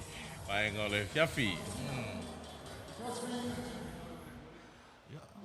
o va pe ona ia va pe foi o lo ia totam yo va pe ona fa fonga mai mo mai foi ni se foi o lo Samoa va pe ona fia mo experience le lo sunga o la se tu langa mo wai o e be foi ona fa sota e be lo sunga o lo ele website ilunga le vent failangi yo o le e kure e be e experience ole tamasanga po le taro panga le utabe mai Ioane mai Samonei e amalelio John Tavule mai fiti onos fulukir kalama tato panga momona ole vaenga ya ole amateurs e pe ona ile fia finei sunga le li lau folio la e fa foina talonga Anthony Tavao sta se foi sua failonga iko sa o le lava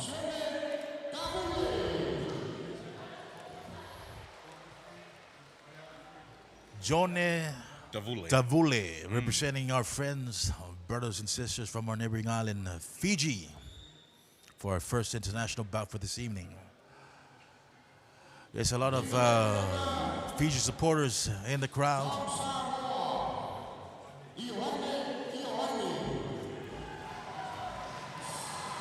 Talonga la ia maupanga ia iko eselo tafia fasalau. Inga lo pam talanga wale oh mane ato lima e malolo. Lo no winga la le winga la fam talanga o pangana mato le na wo ma pa lo fasalau. O le na warm up lo sunga I tata o panga na maiat. Ole winga lo tala wale le pe wa afa pe ni o panga na umatu nei pe fai makau malo lo lima. Au ko inga o panga lai. Oh mana ko. Yo. Ta le longo alu bla. Ta le longo alu. Yo. Mantua inga o panga e fa ngoi to ina ya matu tua ya so yo lo ko I ba. Lo ko I popo. Yo. Vai mo panga ka wai popo. Ono le te soi li ko o tala moni tala le te vai atoi.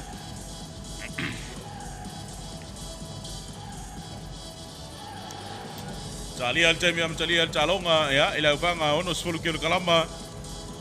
Le lima ina taru talonga ina via fineito ele le fa iva taru upanga mo le fineia iko. Sa o le. Ama pena fa to e mau mo tatu fa salunga.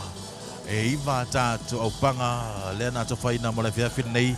Le o mai alfa ya to le lima. Le itai se piriaki. Le itai. Our first international bout between Johnny Dabula from Fiji and Ioane from Samoa, fighting out from the red corner, and Johnny Dabula fighting out from the blue corner. Referee this evening is Anthony Tabau. Our first judge is Kent of Lufpo. Second judge is Fatoshina Lufpo. And our third judge for this evening, Tawa Bissa.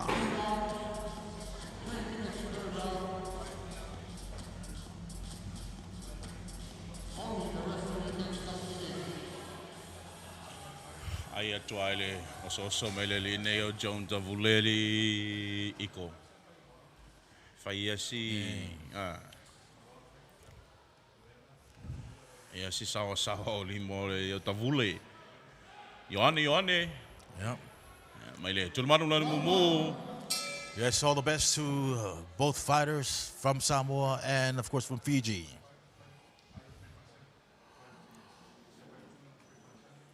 Davule on the attack, trying to cross. Yes, ole fe fafsanga yang ole panga le li Davule yang vale. Ya ole li Ioane tamatau. Davule in his southpaw stance this evening, going up against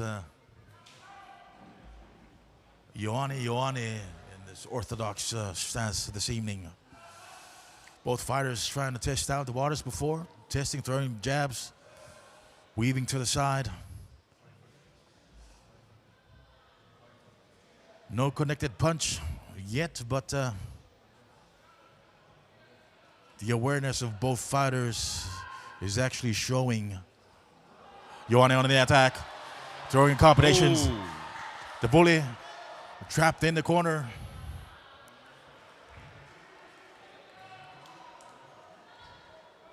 Tino le leo le fitilea iko. Mana ia leo sfaia tu le leo Ioane. Oh. Tau whaonga Ioane ia lea vanoa lea. Ia reo tu mama ina fo'i, ia le tātou sumi fiti. Ali John Davule. John Davule. You can see Davule.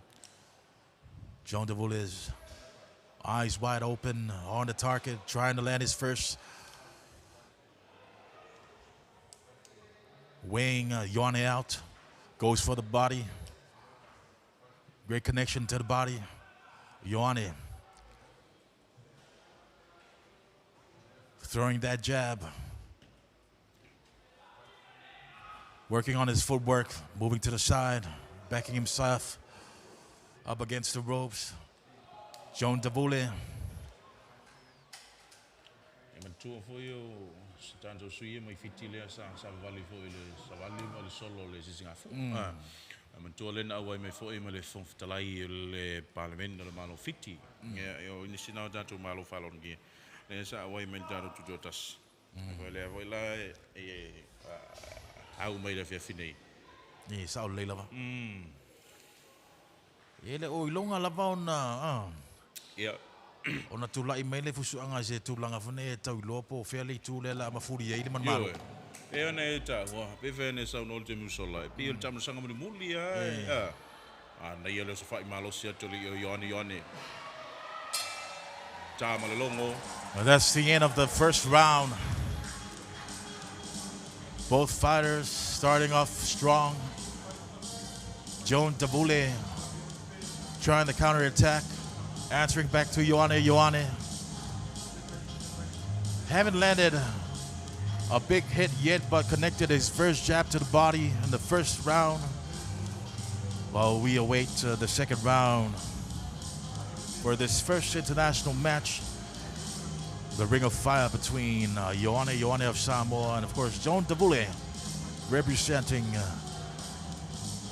the blue colors of Fiji. Yes, to all our viewers from around the world, our families and friends tuning in. You're watching NUS TV, coming to you live from the heart of Apia here at the National University of Samoa.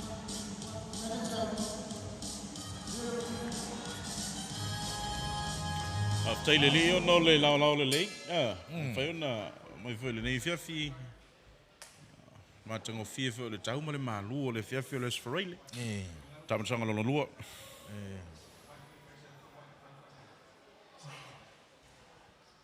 Joan Davule leading the attack, throwing the jab, trying to find a connection with the left. Ioane also throwing the jab.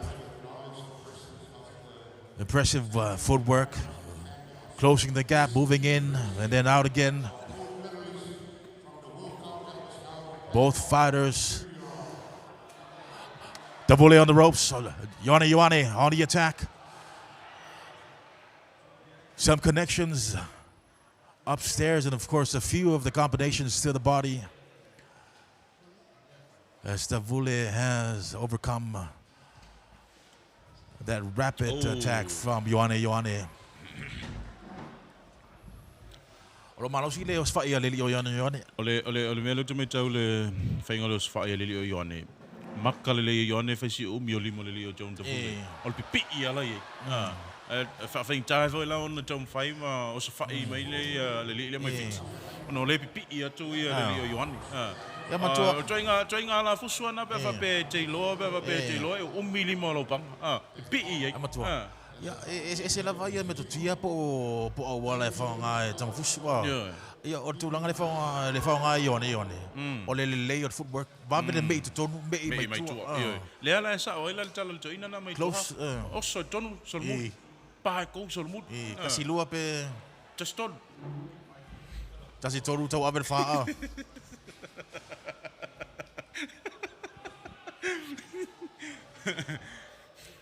Na yele. Finau le Ioane, me se foi le Joan Davule mai fiti. Le pe o le wa matona pick up me le Davule ia la fusole Ioane. Le pipi ia tu tonu, fa ngata foi le Davule ona fu se tu i ona le pipi ia. Ya fu foi le tu. Le mo se malo si o le le o sa o le enko foi le lim. Ya matua fa tulanga lava ia e pe ona iai e tamate mate lava le sta fusua. Matua e pe o telefone e te sau e fika I me whenga wenga. O le ala ta penanga sa e ta penai. Mo tamu sanga le fiafile nei yo e pe o lau misterio na e tau mate me fo e lau panga po o tangata te do fusu. Mana ia pia to le Ioane. A mata foi ona fusu mai le o Joan Davule. Mai fiti.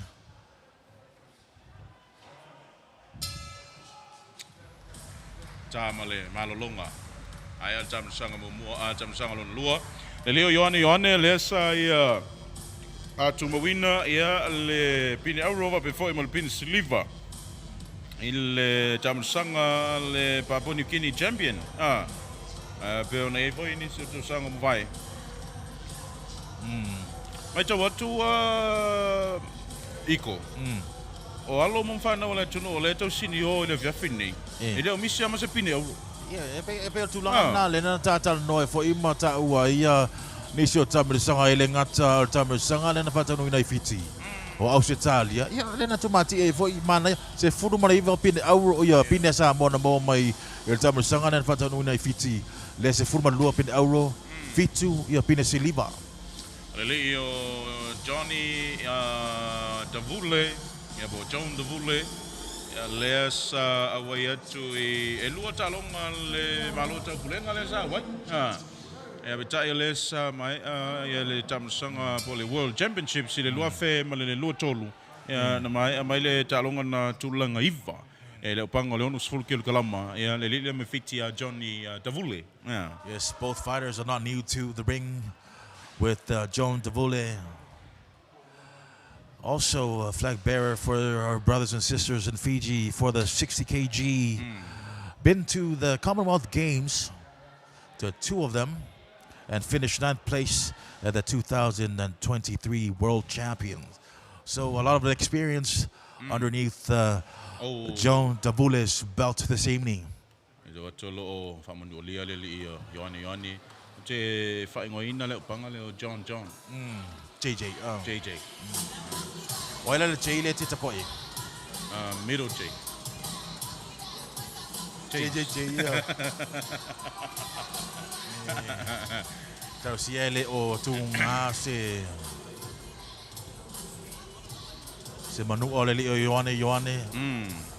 Tele aso ia o masina o tapenanga mo le fiafile nei e pe se i Yere mafaian tato alo I manei ia tulanga pena tupu. A le manu o foulinga ia o le isu se tua nisi o vai o fofonga. Ia o nei tulanga uma ia e ta pena I lava ia le tama ia ma tama tai fusu. Ia. Lo ia foi ma tato fo mai ia e fa tino ina nga wenga so soni. Tamsanga lon lua le Ioane rapidly going into attack mode after undergoing a cut. That's why we went to the break earlier on, but now back on the fighting term. Joan Davule on the back foot, trying to find the connection with the left, trying to set that guide hand. Following Ioane around the ring. As I mentioned before, Ioane, his footwork around the ring has been top-notch this evening. And of course, not to shy away from Joan Davule's experience and his fighting IQ this evening, as we can witness throwing that jab, trying to make a way and find a way for the left. Matona fusua tu ia. Ali Johnny Davule. El tamu sanga mun mugi ai lo. Ele nga ia lava ia le tatou au ta ala mai fiti pe na ye tasilua me ya. Yo. Fa fua me. Ia le fa pe ona tu mama ina fo el tam fainga le li Ioane. O mate I le Davule le la fusua Ioane. E fule wa alo mau ai tu ole le Davule fa ngale umi ona 5. Tongi me le so sau mo le tui. E tau foi ona matau tu wina fo e tatu au ta alo wa e inisi o tama fusu e pe e ina na to ta alo leanga na pe vave la man fatino. Yo. Ele ngata le head part por fa ngale o le ulu. O le low blow. Ya talu tatu fusuanga pe na fanga solo me ne fia le lava se ai na to se mai tatu fusuanga. Yeah. Na vole le level le discipline na tamta alu. Pauri mea Por tulanga e taon tonu mata ia o tangata e tele ai. Tuli lava o le ai tamusanga nei o le o mal tamusanga muli. And that is the end of the second round between Ioane representing Samoa fighting off. Oh, that is the third round. Oh, tamusanga muli. Tamusanga fai, me la no fa ko le babi. Oh. O leo ko test ku lo sunga ko tawre ba tu na te. Yo. Mo malosi. O lo na winga na mi no me lava tasi lua. So muli ya. Yo. Kamalo le ta alo I tulmanu e lua. Alo voi le alo la tunu ya Ioane. Meswala waiting. Ole fe ngai mai si atunu I ko le fengo. Ele se me fengo fi. Ai. Ma tolo fasa mo lava ia ele ma fai ona sause mo folau. Vivingi le tono le o lau fanua. No mo fanua. Ai fela ba te o saul mo folau ma lo mo fanua. Tu langal na lo ia ile tam sanga por de paka solonga foi o le langal ne vai tau. O wa sa mo mala lama nei ta longa fa professor. Yeah, manu malo ilo maleli o John Tabule mai fiti. Yeah, leo tu ina tu manu malo. Nei lele mai fiti Johnny Tabule or John Tabule. Yes, there you have it. The first W for this evening's international bouts between Samoa and Fiji, claimed by John Tabule. Bula to all our supporters, Fiji supporters in the building, of course, watching from abroad. Abanga lola Somayo Anthony Robic. Ele tulmanu na mo le alo Samoa. Ya maleli mai fiti Elijah Kiokata. Yes, we do apologize if we have mispronounced a name, especially to our friends and families watching from Fiji. We do apologize in advance if we have mispronounced any of our Fijian brothers competing this evening.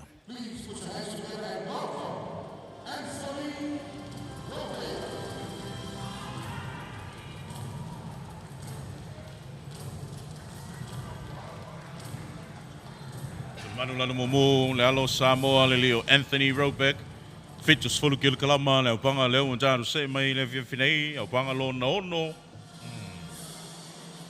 Leaftawi Malili, my Fiti, Elijah Kiokata. Yes, our second international bout for this evening. In between Anthony Robeck, representing Samoa, fighting out of the red corner under the 70 kg category, and of course going up against Elijah Kiokata of Fiji.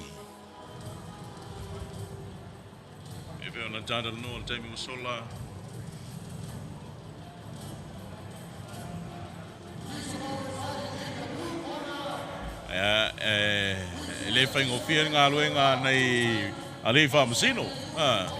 Famasino le via finei. E fai lau Famasino, ila au mata mai tato live, ila tau fa pea ona mai moa te tonu o tato farta alo nei le NUS. Mai fautoina foi le mamalo le tino. Ele o ia lau poata ma fai ngā. Lo fina ngalo e whaali e lungo tato whaasalonga. Lo na fina ngalo. Fautoina. Whaungalenga ngana whaaloalo e mese foi. Ele o le whatangaina. Le whai whaunga ni tato ngana. Mawhalo mo whai na mai moa mo whaafonga le tino. O tato e whapena. O mea nei o talonga e whapena. O le taimi o manu malo, le taimi o malolo, whapena lama le soifuanga. E per tu langa na bat fa tuanga ia malo na tino. Yo e mau per to vai. Ya wo ia to va pe ona to fia na to te faia pe Famasino ina ta. Lo mai mo tupu matu mali o le tino mo silfia foi. Daro fa salonga le nei o lo sila mai mo ai ia le tato fainga malo. O le o tu mulia tu le feonga le li pala mia betai. Ele o mawhai on aluesele li pala mi o lo mai moa mai le whiawhinei ona o ia o lo whata mai e li tātou so sia mai se foi. O le tātou whainga malo te nane foi Ia, o le tātou mamalo le tunu. Ia, finangalo mali, ia, a whapeo so finangalo fi whaali, ia, e whaonga ailinga ngana, e le talawhenga i lungo tāru whasalau ngol whautuanga, a fio i lungo lau oi tu lau, ia, e whai e lo finangalo pe a whapea te whaonga, senga ngana e le talawhenga ia, i lungo tāru whasalaunga. Ai, e talia malengang whaaloalo, whai tionga, whawhetai, whautuanga, mai ngwa pena, talia i lungo tāru whasalau. Ile awala faaloalo ma le tumalanga pasamo. Ngana mamafa ma upu masoa ia ona ia ilo leo le ia tau mo le faitalia le tatu fasalaunga ia e ave sei o ma lungo tatu fasalaunga ma le ngang faaloalo. Ia le uta pena mai lungo malai tatu lungo le tatu maya ia le tatu bango soai Anthony Robeck tu manuna mumu ma Elijah Kiokata tu manuna mana mai fiti. Second international bout for this evening between Anthony Robeck representing Samoa fighting out of the red corner and Elijah Kwekata representing Fiji fighting out of the blue corner. Elijah on the front foot chasing, trying to connect, trying to find out, testing the waters. A good connection to the body there with the right hook. Anthony, 2 double overhands. Missing the mark. Elijah working his footwork, moving in slowly. The awareness of both fighters is phenomenal this evening. Of course, finding a crack in both defenses, making a move. Elijah with another connect to the body.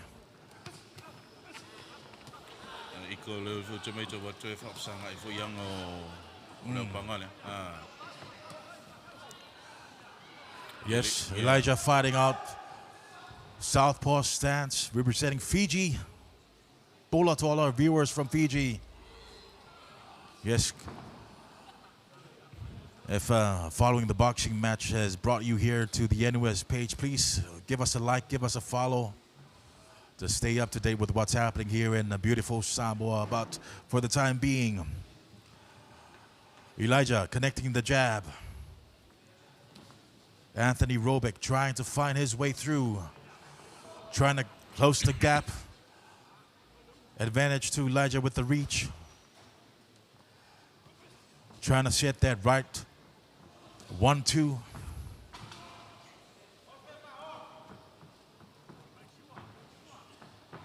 I'm sorry, it is Anthony Robeck. The southpaw stance, of course, Elijah boxing using an orthodox stance this evening. Remember, this is the second international bout between Fiji and Samoa. The Ring of Fire. Who will overcome and be the champions for this year's 64th Independence celebration?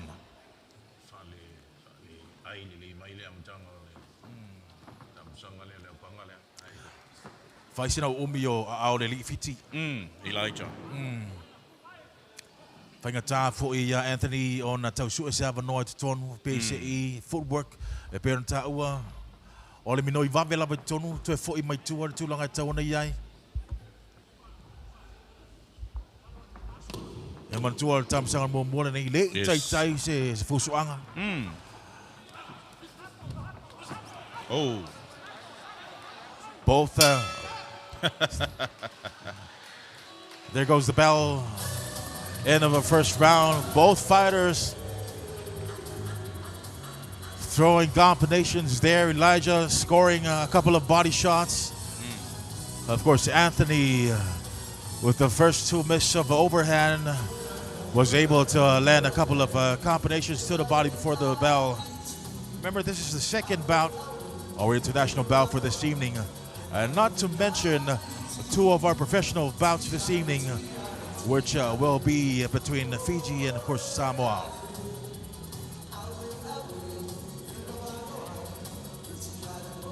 Tulanga mataina pe ona iai tārahu tālonga e pe ona whaatino I le whia whinei.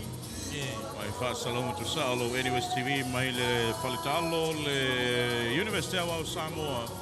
E le papa I ngala e pe ona iai le ni whiawhi le mai mua fōi ma le whaafonga mai le tunu. E o tālu se mai le panga ono le whiawhinei le te telen tālu panga, te tolu tālu panga. O panga muli pia mai atu le talonga lo whanga solo te minei le maenga le amateurs, na so mai leo tālu main events, mo le whiawhinei lua tātu main events. Ima sefulu ngai le 25 kg le aftau i ele o Jolando Ta'ala, o le alo Samoa, maleli mai fiti Saini Valanti Rantu Morris. Before it fetus lima kg sali wa fitu autu mai Samoa, maleli o Eliseo Sakavau Sakau Vinalu mai fiti. Yes, Elijah working the guide, trying to make a way for that right. Been successful with the jab in the first round. Anthony trying to find his way around, trying to close that gap in between him and Elijah. Of course, Elijah has the upper hand with the reach. Anthony on the back foot trying to find his way. He was successful with a couple of combinations before in the first round, but still finding his way and trying to connect that left. Ai tu pe o lesa moli mowina ile mau wala le tau. As I mentioned before, Elijah with that left guy trying to score that right. And as we saw, a good connection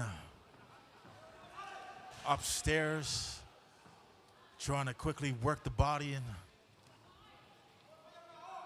Big ups to Anthony trying to close the gap, moving in quicker.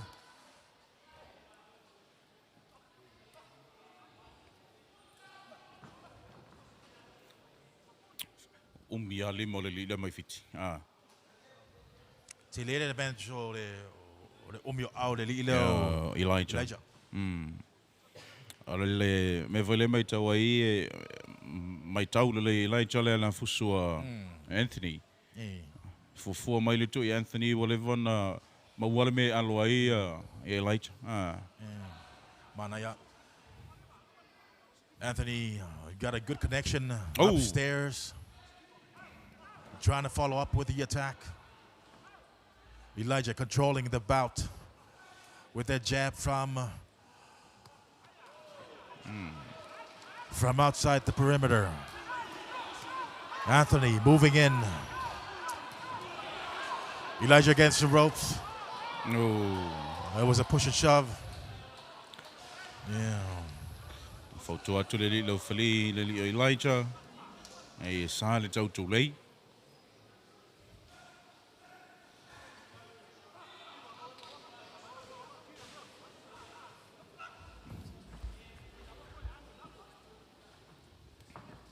Dasilua, Elijah.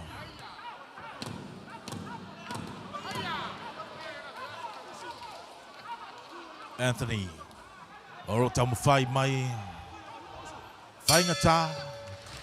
E pe on ta ua i le taimu o sola. Fai o le ese o le mawalunga o le lifusu le mai fiti. Yeah. E batu susa i le pupu o le tato o le sunga i Anthony. Yes, yo. Mena le tau whawhinga tai le lio Anthony on whaisa nos whainga folia ono le tulanga o umi o limo le lio Elijah mai fiti. Le lio neo Anthony lama rope kia o lea sa pe si tia le tulanga o lana ia tau whainga le tulanga whaipelenga e na ua ia maua ia pini aura lua mai niso tamarasanga ia ua sola.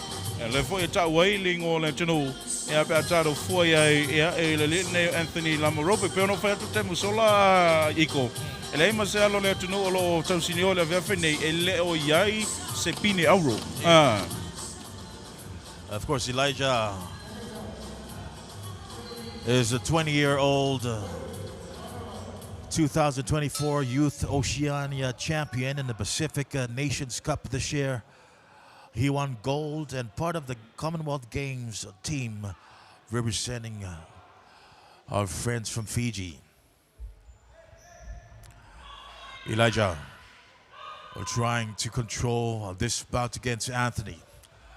Throws the quick left and then trying to connect to the right. Anthony trying to find his way through.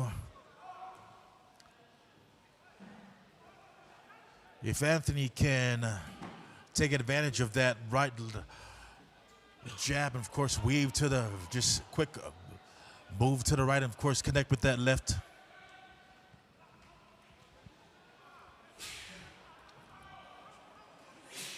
Anthony, so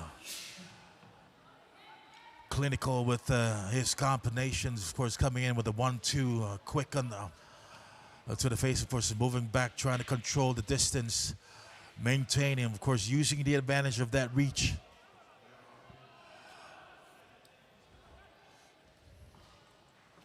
Both fighters has represented its respective respectful country on international stages, not only last year, of course, for the Commonwealth Games. So there is a lot of experience behind both fighters' belts for this evening.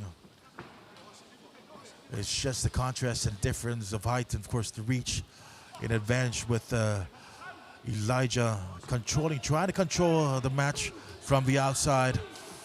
Well, Anthony has yet to connect and is finding it hard to close down the gap and move in to land some punches this evening. Pero tawa lo fa pe ona control la le le o Elijah al tatu fu anga le fiafel nei ile ngata fa nga ina yo le umi o le height ya o le tulanga fo ye ile umi ona au fu su tami pe o vai le fu su fo le le o le next Lewis ma tu pe tami le milo mai lava maloi loi tu mai lava chat Ei lole tangata fusula lo vele o Sugar Ray. Ava pena umar finga o fusula tangale o Elijah. Paul mele misi me Elijah ya Sugar Ray. La lum faka vili vele lima. So le fata vili na Sugar Ray. Ya o tele nisi tama fusu ya pe se ya fata vili lima fa be ya so fight finga.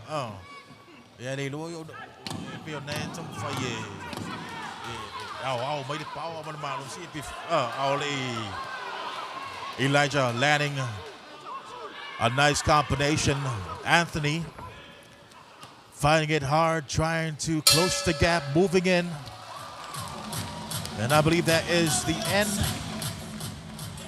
of our second international match for this evening. While we await the scorecards, I'll give this bout to Elijah of Fiji, not only controlling the bout from the outside, being clinical with his combinations, landing the jab, of course finding that right that connected a couple of times in the first round and the second, and of course Anthony. Manayale final talonga le mai tunei, fa tai vo le alo le tunu ono le mai tau ia ele fa pena ele avea ia le umi ma le mai vol tau pinga le spai mai le o Elijah me fa la ve vola na ia tau pinga sa le la daru tali el fa unha fa masino ia po ale fa unha le ai le vola yo ia pe na tau fam tala fo le tulanga o le advantage o le maua le lila o Elijah mai fitia e fai o le umi a au control mai lava fusuanga mai la matanga se yo o mai le taimi na mai ai mai fafo fai ngatana su e tsava no yo le alo fo yo da tunu le sunga ya Anthony tonu ya e le pe o le tu le ya ese lava ya nga fusu yo ya o tu langa fe me tu tie fa nga le tamta alo I tu nga panga ila tau te papsanga lua tamu sanga mo le wang amateurs ya lua foi manu malo wa tu inatu yalo mai fiti ve ona ye tamu sanga mo talong mo no sulkil kalaman man malo ele lio Johnny Davule e la sanga mai oni le vo mai atu tam le au panga le nei ya Anthony Ropek manu malo ele lio Elijah Kiokata il vai ngol fitus fulu kil kalama baru sulkil kalama le so mai Darius Paulava e amalelio Ami Niasi Saratipau. Yes, our first. You got to roll with the tongue. Saradibao. Eh,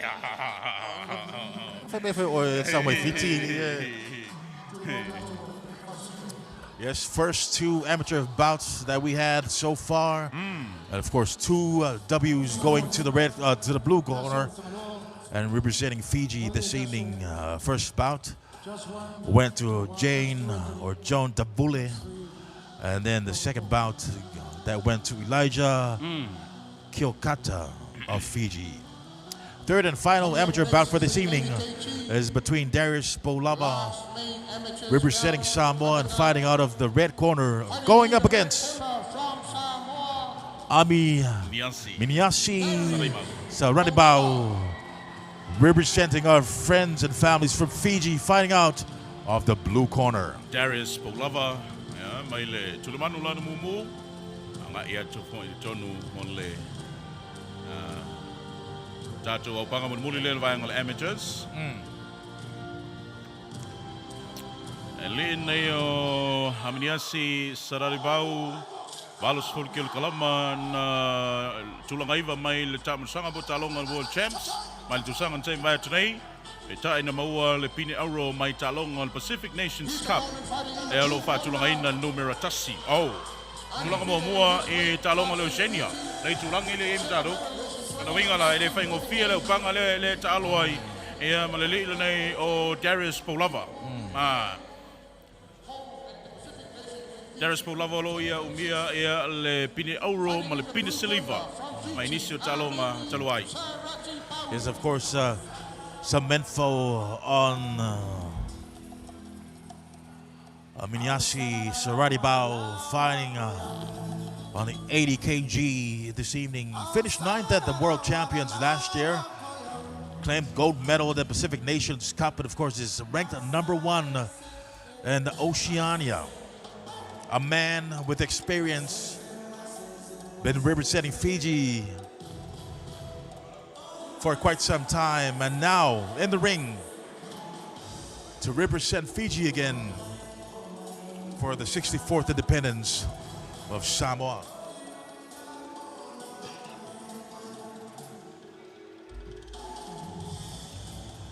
And of course, Darius Bolava, 80 kg, put on a strong showing to claim 1 gold and 1 silver medal out from the Tri-Nations Cup between Samoa, Fiji, and Australia earlier on this year. Miniasi, with a lot of experience on the attack, finding his way through. Darius keeping his composure from the outside, throwing the jab, 1-2, quickly with the footwork, moving around the ring. Miniasi, as mentioned before, number 1 ranked fighter in the 80 kg category, Oceania. Of course, Darius scoring a gold and silver medal in the previous Tri-Nations Cup that was held in Australia earlier on this year. Darius moving smartly in the ring, connected some combination there, 1-2 to the top, moving around. His footwork. Miniasi has yet to land. Great combo to the body there from Miniasi.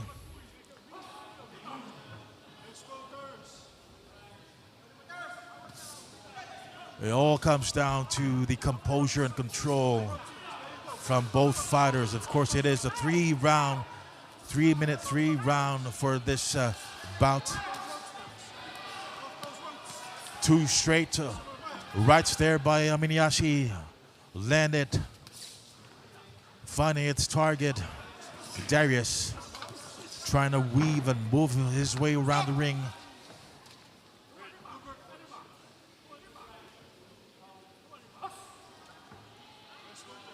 Miniasi applying the pressure.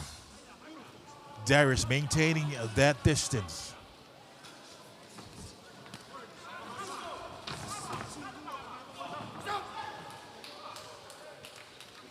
And then, of course, as mentioned before, we can see the big contrast, the big difference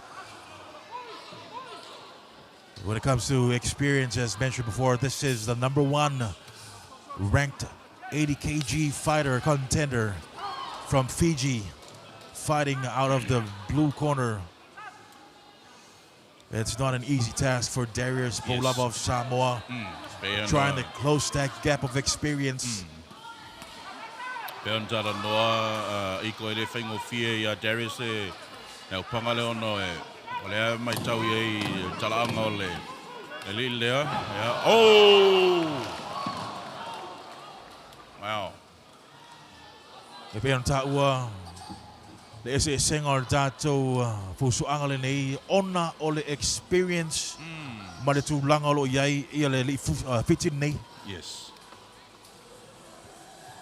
Numer tasi whaatulangana o le au fusu po tangata fusu i le Oceania. Oceania, yeah. E mori fo i le whamalo i le tau mawhainga a le Leo Darius Polava e ui ina te le gap o experiences. Yeah. O lo tau mawhai lava, ia ma sa si mai fo i le au. Ia e whapea o na whai ma awe fua o Samoa. Yeah, le laua, mai te watu le ua.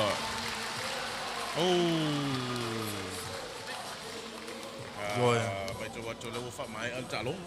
Ia mai le whautuanga, a le tamaitai fo mai, le ua tau fia e le tātou fusuanga. Ia. E peona iei, al manunga lava i le ola, le nei, ma le saunga le mu. Io tātou tama whanau. E peona tāua, te le gap lea I experience.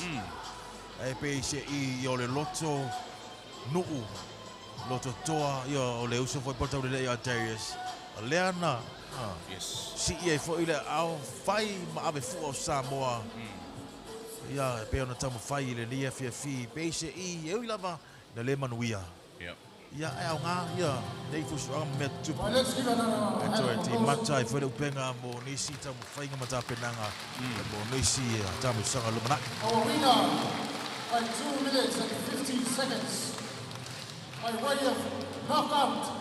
Wai e o le ti o ti mua mua leo le taru talo ma le whewhi. From Fiji.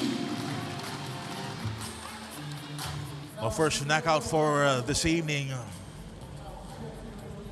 We weren't praying for it, but we should expect it in the game of boxing. Of course, a good exchange there from the Fijian corner.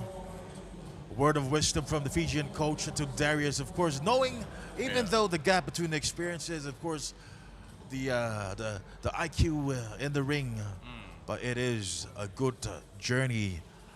Of course, a good experience. And lesson for Darius going forward. Yo, whamalo le tapu inga lo talo tunu le nei fiafi. O le lunga lava nao nei meo talonga. E tātou te langona umale lo to voi leo le nau nau. Ia malo mai ma pe na betai. Ia e fi nau malo lava uma ia au. E warau tātou mo le mawina le nei fiafi. Whamalo ia lo le tunu.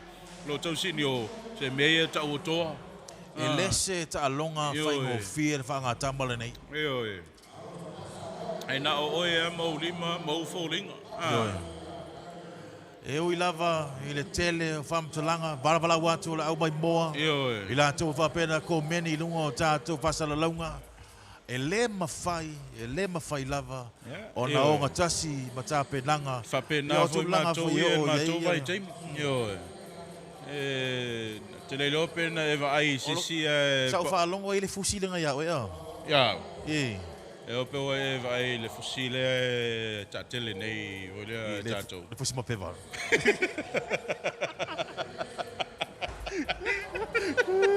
O ele siloto le anga le ai iko. O lo ke fia I loa pula le fusi ngā ke ngofo e.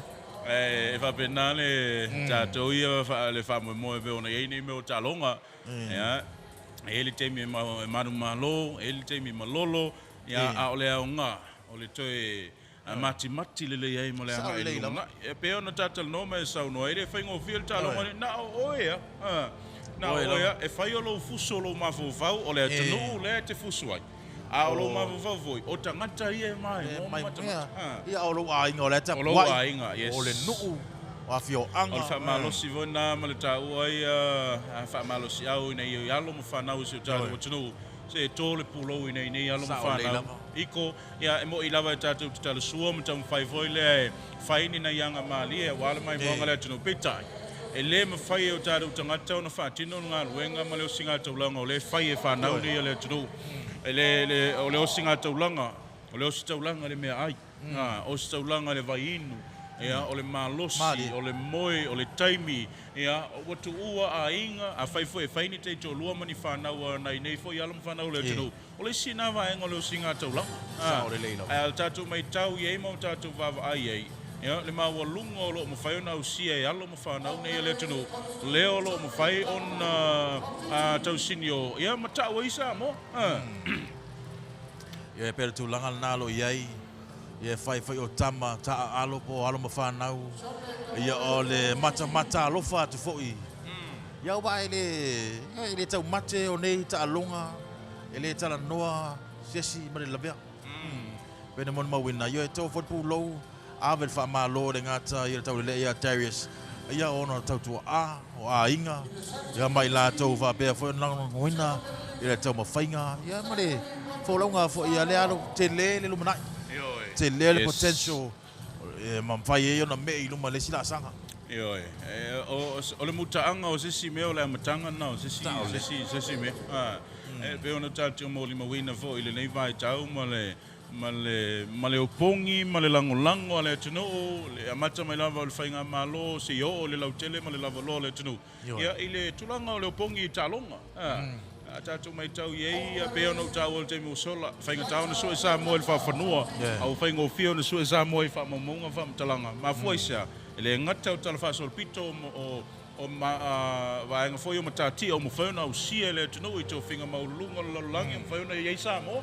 O vaenga o mo whai o sauninga se sa moa i sa moa i sauninga te tele lalangi, ua iei le au sa mo. Tu mai whaila i le tū tau talo. Ne ai e whaisi maa wa lunga o le tūlanga o mwhauna au sia e alum whanau o le tunu o lo tau ai sa mo. Pea hoi lau tātou mō le mawina le nevi afi. Ia, whapena, pe tai o lo mai mo mai le tunu i le tuftufanga whailonga o lo whaatino le temi nei. Ia, o pine fo o lo tau au atu manatu ai le tāmu sanga ne maise. Ia, o vaenga tau o lo lava awaleanga i luma ia i leisi la sanga o le tātou tāmu sanga. Leo lo tau au ina le minista o tālonga ma fianga o tangata. Le fionga ia sewa muli fasi toma. Yeah, so Leila, if you've just joined us, we're having the medal ceremony for our last 4 bouts that we had, the 60 kg, the 70 kg, and of course the 80 kg, with Joan Davule victorious, representing Fiji, fighting out of the blue corner, over Ioane representing Samoa of the red corner. Elijah Kiokata, Fiji, winning his bout against Anthony Robic of Samoa. And of course, just recently, Animayashi Saratibao of Fiji. And coming in the way of knockout over Darius Bolava of Samoa. Yeah, saulelei ole lo mai atu ia tātou upanga mo le vaenga le amateurs. Leo la tapena mai tātou panga utu e lua mo le viafi nei mo tātou main events. Evas fulu i le Evas fulu lima Kilkalama, Jolando Ta'ala o Samoa, Leo Saini Vanlati, Ratu Mamoris. Yeah, despite the challenge and of course the competitiveness that we're witnessing this evening, we as Pacific Islanders are one in spirit. E le lu i lo te vai e toa il malo le tunu le iko. Yeah. E festa panga e kova il po, la so fina ngalo. Olona wingala e tano for that sale ni lunga le malai la kapi. Ya, tina tu le asesina ko le langina o tanga vai lo malo o fiti.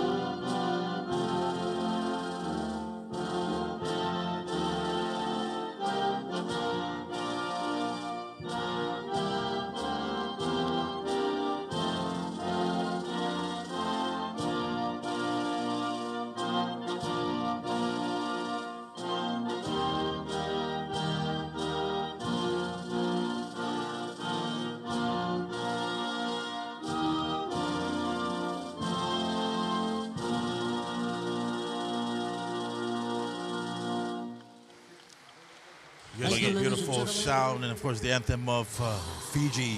Bless Fiji, Fiji forevermore this evening. And of course, having 3 W's or 3 wins out of our 5 this evening, with Joan Tavula, Elijah Kiokara, and of course Anam Yasi Serati Bula.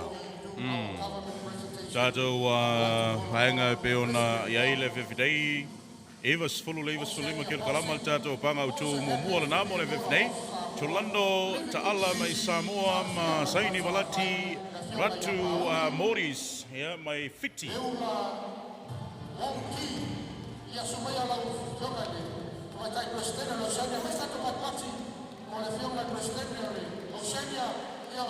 E tātou te whātasi ma le presidente o le Oceania. O le maulunga whanau le tātou whamoe pena I le fiafili nei alo iai ia I lātou o whaima sui. Yes. Io a tātou whala potonga pena I le Oceania, io le tātou tālonga le Pasifika, po Pacific Games. Ia ma tātou tālonga po tamu sanga whapamalo pena iai. Tēnā tui lunga le malai.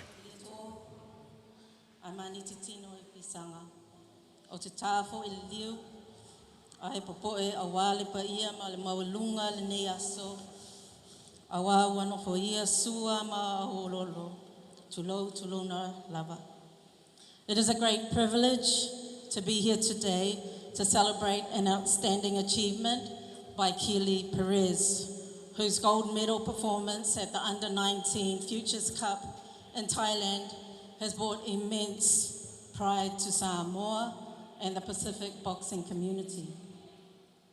This gold medal celebrates the team behind her, her father, Vitaly Perez, who has coached and guided her throughout her journey, her mother, Amy Perez, an outstanding sports administrator working behind the scenes, and her sisters who no doubt keep her grounded and focused. Not to forget Independent Boxing Samoa, who have embraced the wider Samoan diaspora overseas. Success in sport is never achieved alone. And today we acknowledge the Perez family, Independent Boxing Samoa, and the supporters who have helped make this moment possible. Whaftai te le lava.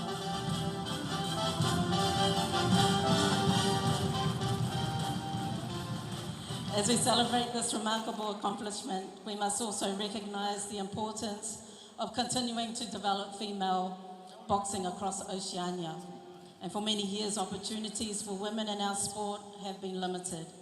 Today, athletes like Keely are demonstrating what is possible when talented young women are given the support, the pathways and opportunities to excel. Keely, you've become a role model for the next generation of young women, inspiring others to pursue their dreams and realise their potential.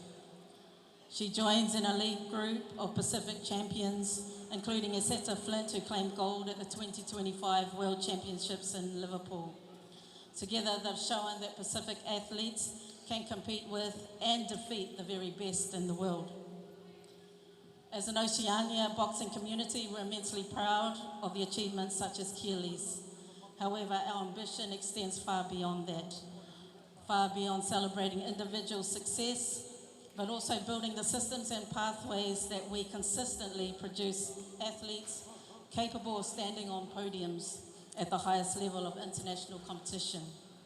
So we want to move from occasional flashes of brilliance to sustained excellence. I'd like to ask Keely, please, to come to the stage, and also the President of Independent Boxing Samoa, Tavui Lemisio.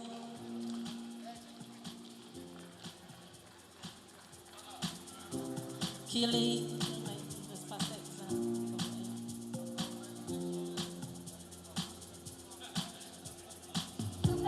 Keely, on behalf of Oceania Boxing, it gives me great pleasure to present you with a special piece of artwork created by Fijian artist Atueta Rambuka. This artwork celebrates your gold medal victory and the significance of that achievement for Samoa and Pacific women. It depicts a strong Pacific woman adorned in her tuinga, symbolizing strength, pride, culture and identity of Samoa. Her hair o lauau, symbolizing her mana. She stands as a warrior and a champion, wearing her boxing wraps and proudly displaying the gold medal earned at the Futures Cup. May this artwork serve as a lasting reminder of an historic achievement and inspire you to continue to reach even greater heights in the years ahead. Keely, thank you for representing Samoa and the Pacific with distinction. Your achievement has inspired us all, and we look forward to watching the next chapter of your journey. Congratulations on this remarkable success. Alofa mai le atua ma whamanuia nai o tātou taitai, wa tātou whaatasi e lene yaso, lo a fionga i le lii pale mia ma le kapineta, a mai se le paia o sau nei. Manguia i alo atu i whaipalenga, manguia tātou uma soifua. Tailo fionga Pauli, ia o timing nei ia o lea la tau aoina le whailonga tātou loa tātou malo. Nisi o Te wala watu whailonga tāu loa e pe ona anginga i le nei whiawhi e mese foi. Ia, o le saunanga le whionga le Prestene. Ia, o le Oceania. Ia, e pe ona o tātou whaatasi ne whiawhi. Sao le rina mau. Ke pe se ia e ngata ia na tātou pati-patia ia tātou pusuanga po o tātou sanga le nei whiawhi. Ia ai whamanatu ai le sao ia i lātou fo i na moi malai nei nei whaangatama Ia. lātou nā sā mai ni ngosu o tae au. Ia. Ia leo tātou sapi mo pe o whawhaingo fia o mai le professor. Ia pe o i lātou lea na amata mai le whita mai le whingata. Ia. Ia la amatalia mo la amatanga mai le tā leni lea le fusuanga. Yo, sao le lik. Sape nā lava me nei o tālonga. E toi mana tua i la tau sa mua i malai. A me se foi la tau sa te le sao. Ma le maua lunga sa la tau whate tia i Samoa. Mai se. Ia, o le Pasifika.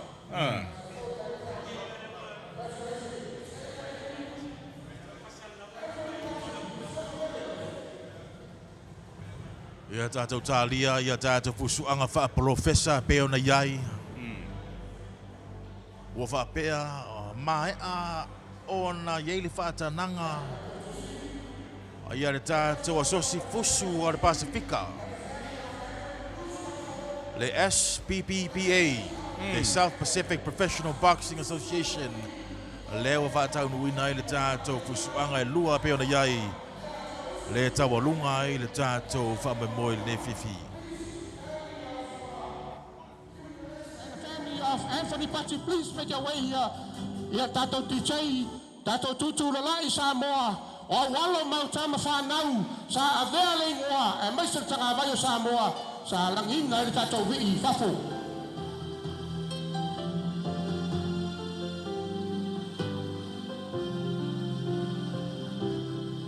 Samoa,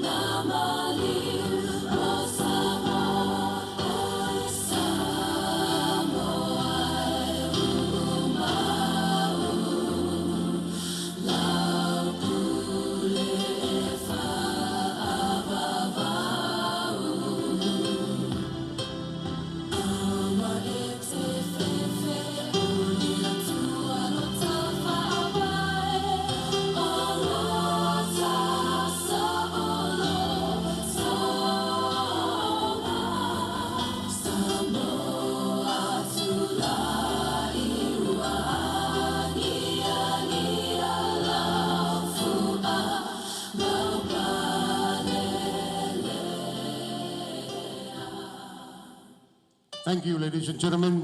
Thank you to the families of Kili Perez and also to Anthony Pachi. Thank you, Samoa. Thank you. Tuto tashi o so tātou atunu o Samoa pēna langiina. Ia wapea o na mon mawina I fo'i ia nisi i o mataatia ringata na ausia I rātou na moi malai. Ia I rātou po tupulanga wapea na whawawina I le tālonga na whai pelenga por fusuanga e whai maa me fu'a o Samoa.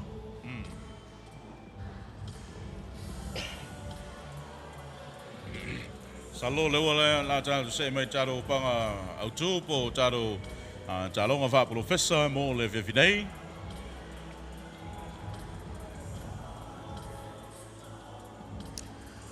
Yes, another warm talofa to all our Fijian supporters, viewers, watching our live telecast of this Facebook Live as well, of this live broadcast from National University of Samoa, Bula.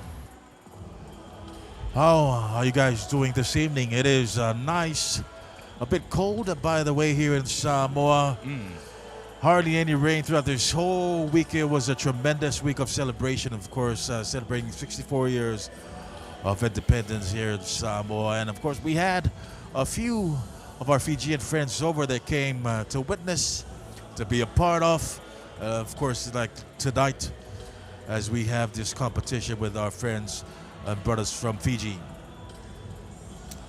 Jolando Tala mai Samoa ma Saini Valanti Ratu Moris mai Fiti Evas Fulu Evas Sulima Gil Kalaman Mama Taro Panga Tu Pole Panga Fa Professor Leon Aftawi El Taro Panga Mofona Taro main events Lua Mole Nai Foi Fiafi. Ja, Fionga ya Tangaloa Sua Fafawina. Ja, leo lo Faima Fongo Taro Fiafi.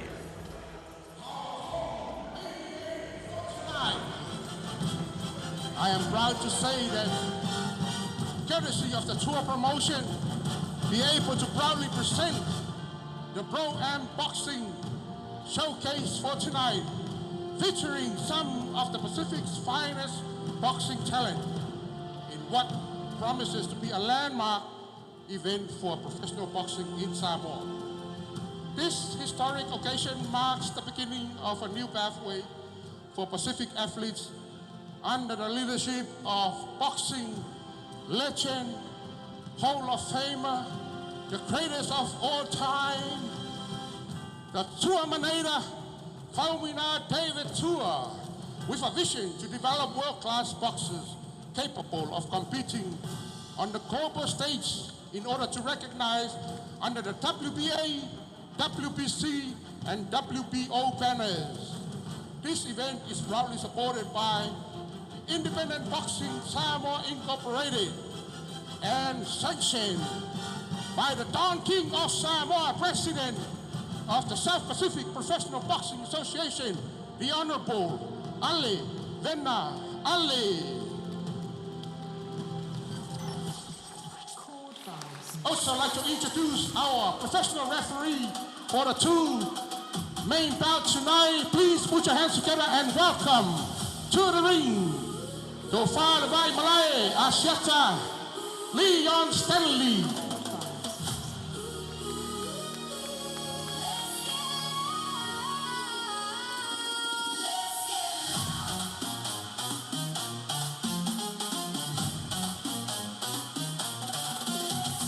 Over to Honorable Ali for the rules.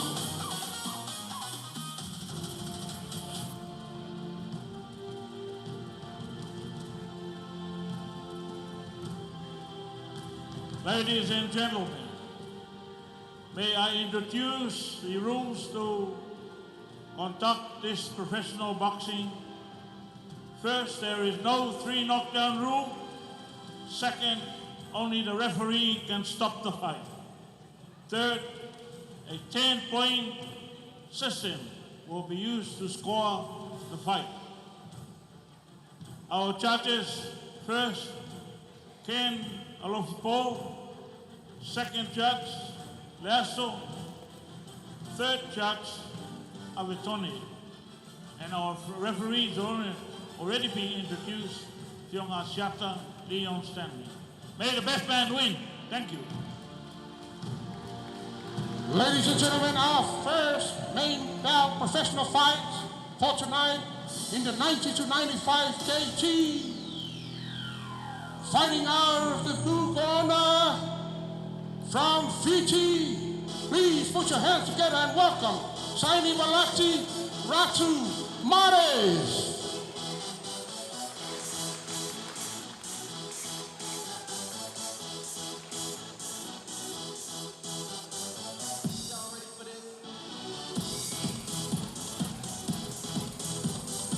Leli mai fiti Saini Valenti Ratu Morris.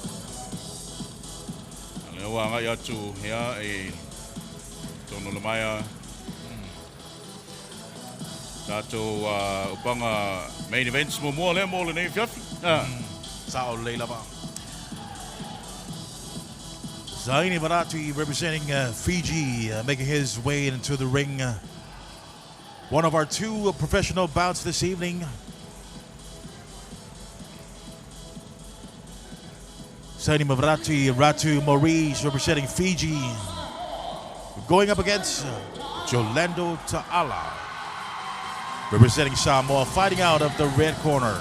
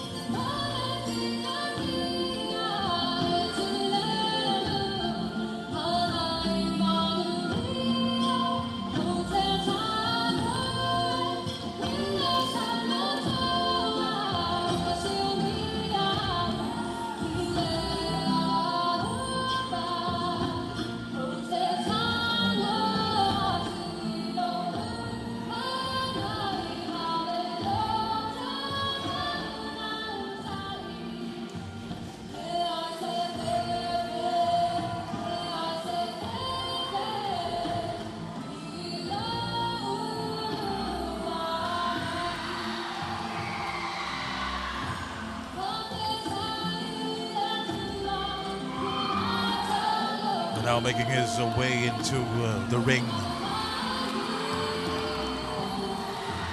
Jolando Ta'ala, one of the recipients of gold medals in the recent Tri-Nations Cup that was held in between Samoa,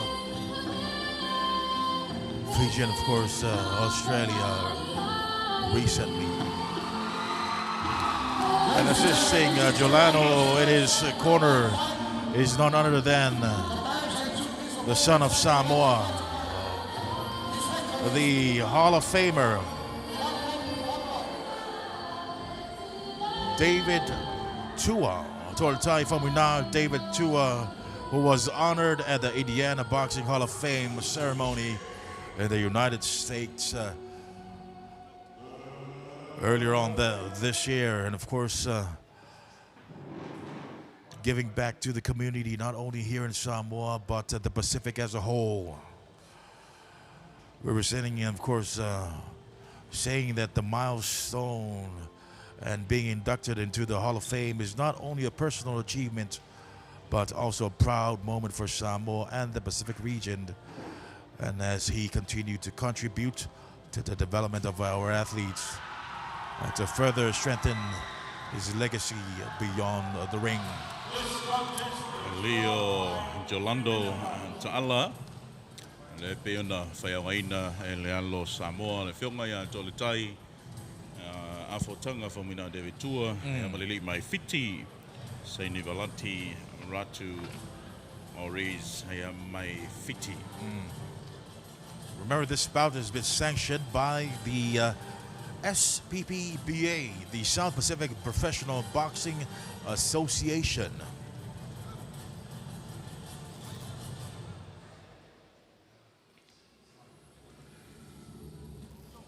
Fighting for supremacy, who will be the last man standing for the winner of the 90 to the 95 kg for this evening.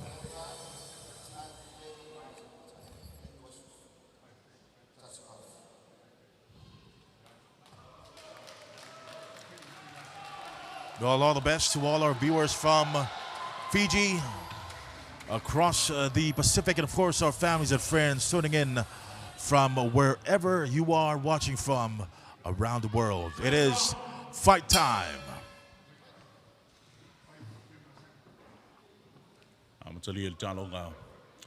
Tama sanga mo mua, tado panga mafa, bo panga fa professor, mo le nei fiafi, Jolando Ta'ala, Saini Valanti Ratu Morris. Our official for this evening is Asiata Leon. Judges for this bout is Ken Tolofipo, that's judge number 1.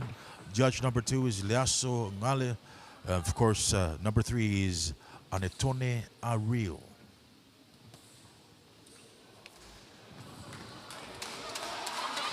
Saini Balati. Starting off slow, representing Fiji. The tri-stat right. That quick left straight misses the target. Jolano. Great footwork from the outside. Maintaining that distance. Trying to throw a jab connected to the body. Both fighters not rushing into this bout. A little bit of showboat there from Jolano. Landing a few shots there upstairs.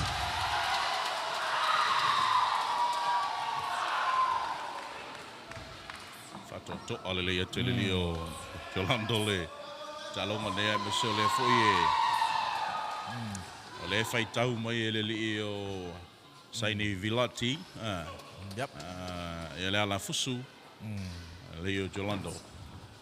As always, first moments of the first round, both fighters trying to find their way, trying to find a crack in the defense, trying to test the waters. What sort of combination will the other throw? Which will work against the other one? Trying to maintain either the distance and maintaining that movement around the ring. So far, both fighters are still standing up strong. Sanami Vilati slowly connecting those jabs to the face. Jolano answering back with one upstairs. Wow. Both awareness of these two professional fighters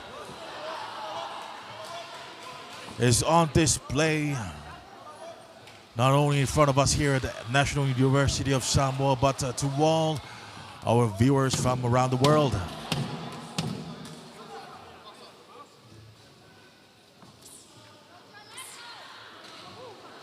A quick jab there from Jolano. Straight down the barrel, connecting and bringing our first round to its conclusion. Anaiele finau ole afumobua meso le fatu ataua mata. O le ase tangai whawhaia o ngā lausunga. Te ua mai a le tamsanga momua. Opu whawhaingo fie manaia. Whawhaingo fie le whiawhi nei. Whawhaingo fie.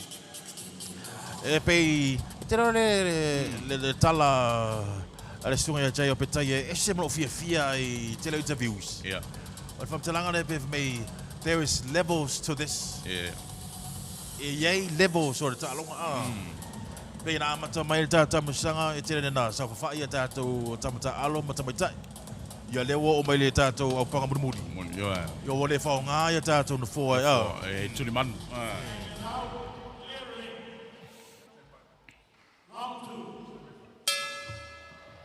Start of round 2.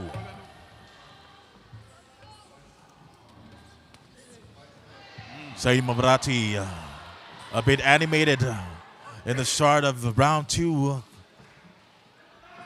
trying to find his way around that quick jab from Jolano. Jolando giving a bit of a showboat there to the fans. Playing mind games as always when it comes to boxing. It's always about mental preparedness, you know? Mental stability, physical awareness, and of course, the quick to react. Giuliano landing a few upstairs, connecting to the body. Oh, wow. Trying to work through that guard. Giuliano, another one to the body. Simon Riti, a bit on the back foot. Retreating. He's got to answer back to those attacks from Giuliano.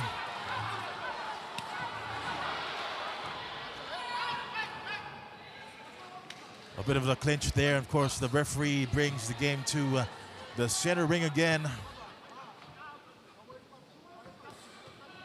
Ooh.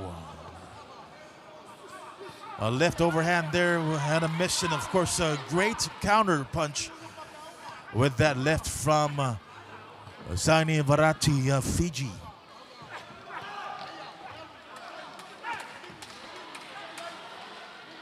Olova pena toa pea ya Giuliano Ilmaita Watu. Manaya Tasilua connect lele. Sahilia Vanuatu Italia leli fiti. Tasilua Minoi Anga Il Tino.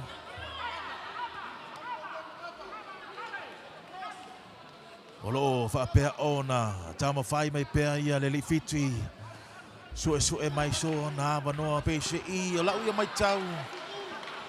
Tau PCI o lea tau si lei titi lava i tatou tamapo le Giuliano i ai. Le fai tau ai. A foi ai mai le tamasanga mo mo tamasanga lea. Ma se o le mai tau atu pe o tau sela. Ia leli mai fiti. Ia tu langa lava na iso se talonga lava ia o le loa fasol manaba. Yeah. E te mi pe te manaba tas pe. E pe tu langa na ia fa pe masani. Le tau ngol mena le tau feni. That is what you call control. Tale lomo. Ja, le fai unga le tamusanga lona lua. Yes, the second round coming to an end. A bit animation there from both corners. Giuliano landing a few combinations, a great set of jabs there, of course, following up with the body shots.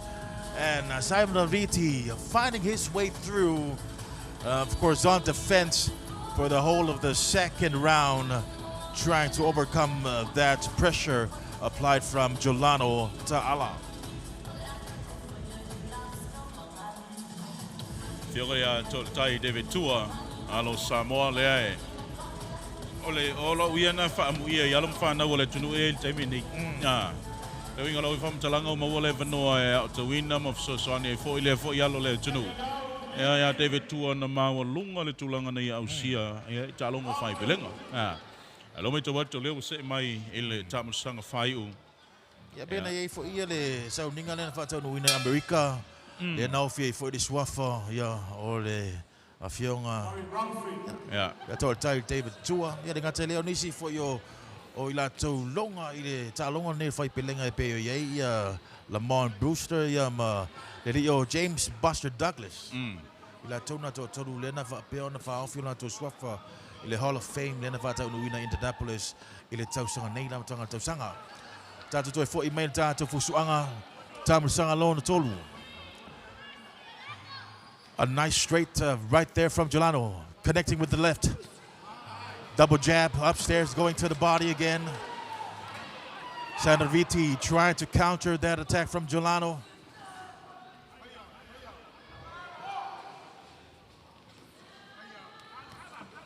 Giuliano keeping his composure. Good footwork, movement around the ring. A bit of a razor there. Nice dancing footwork, moving. No, it all comes down to preparedness. And of course, how much do you have the ammunition? How much do you have left in the tank? Sani Mavarati throwing that 1-2. Going back to the basics. That left right.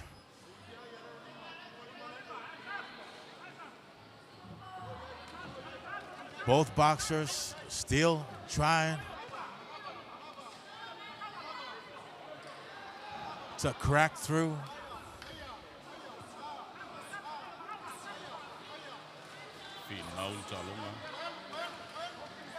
Two connected. Straight lefts there by Jolano. Down the barrel straight. Oh. I think Senor Lighty's looking for that one bunch. Of course, you know, if it's in part of the plan, Yeah. why not? Remember, as I mentioned before, it all comes down to how you've prepared, you know, what you have in the tank, the ammunition. What sort of artillery do you have with you?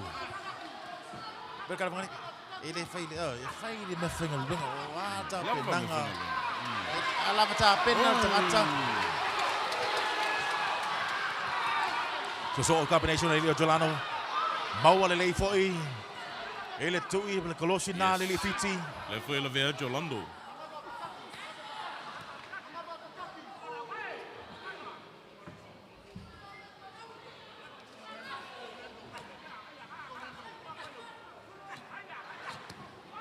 Both fighters throwing, landing a few, missing a few shots there. That Hail Mary overhand, missing the target, of course, trying to shut down the gap in between. Both fighters, both throwing, both connecting. It all comes down to the stamina. How much does Jolando and Sanamariti have in the tank for this third round?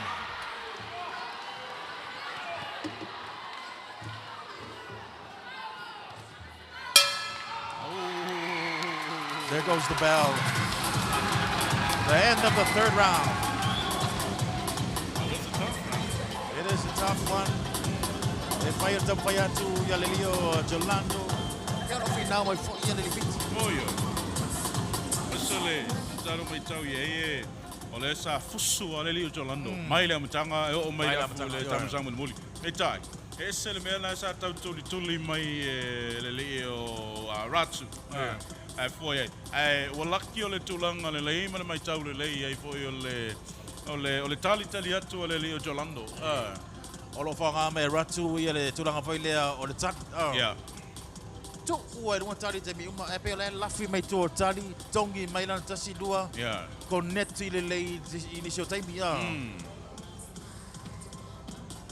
Tato tuli matai. Fai tete.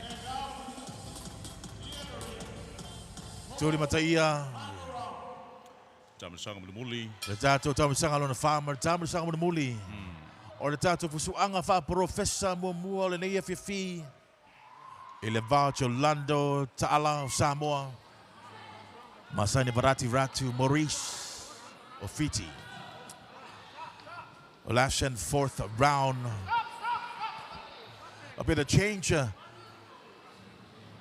of demeanor there from Ratu, coming in a bit animated compared to the last two rounds. Using that Walls of Jericho technique, hiding behind the guards. Throwing that right jab. Jolando working the body, going upstairs. A nice connect with the uppercut. Jolando trying to control this fight. Landing a few shots. Ratu answering back with a few of left and right hooks.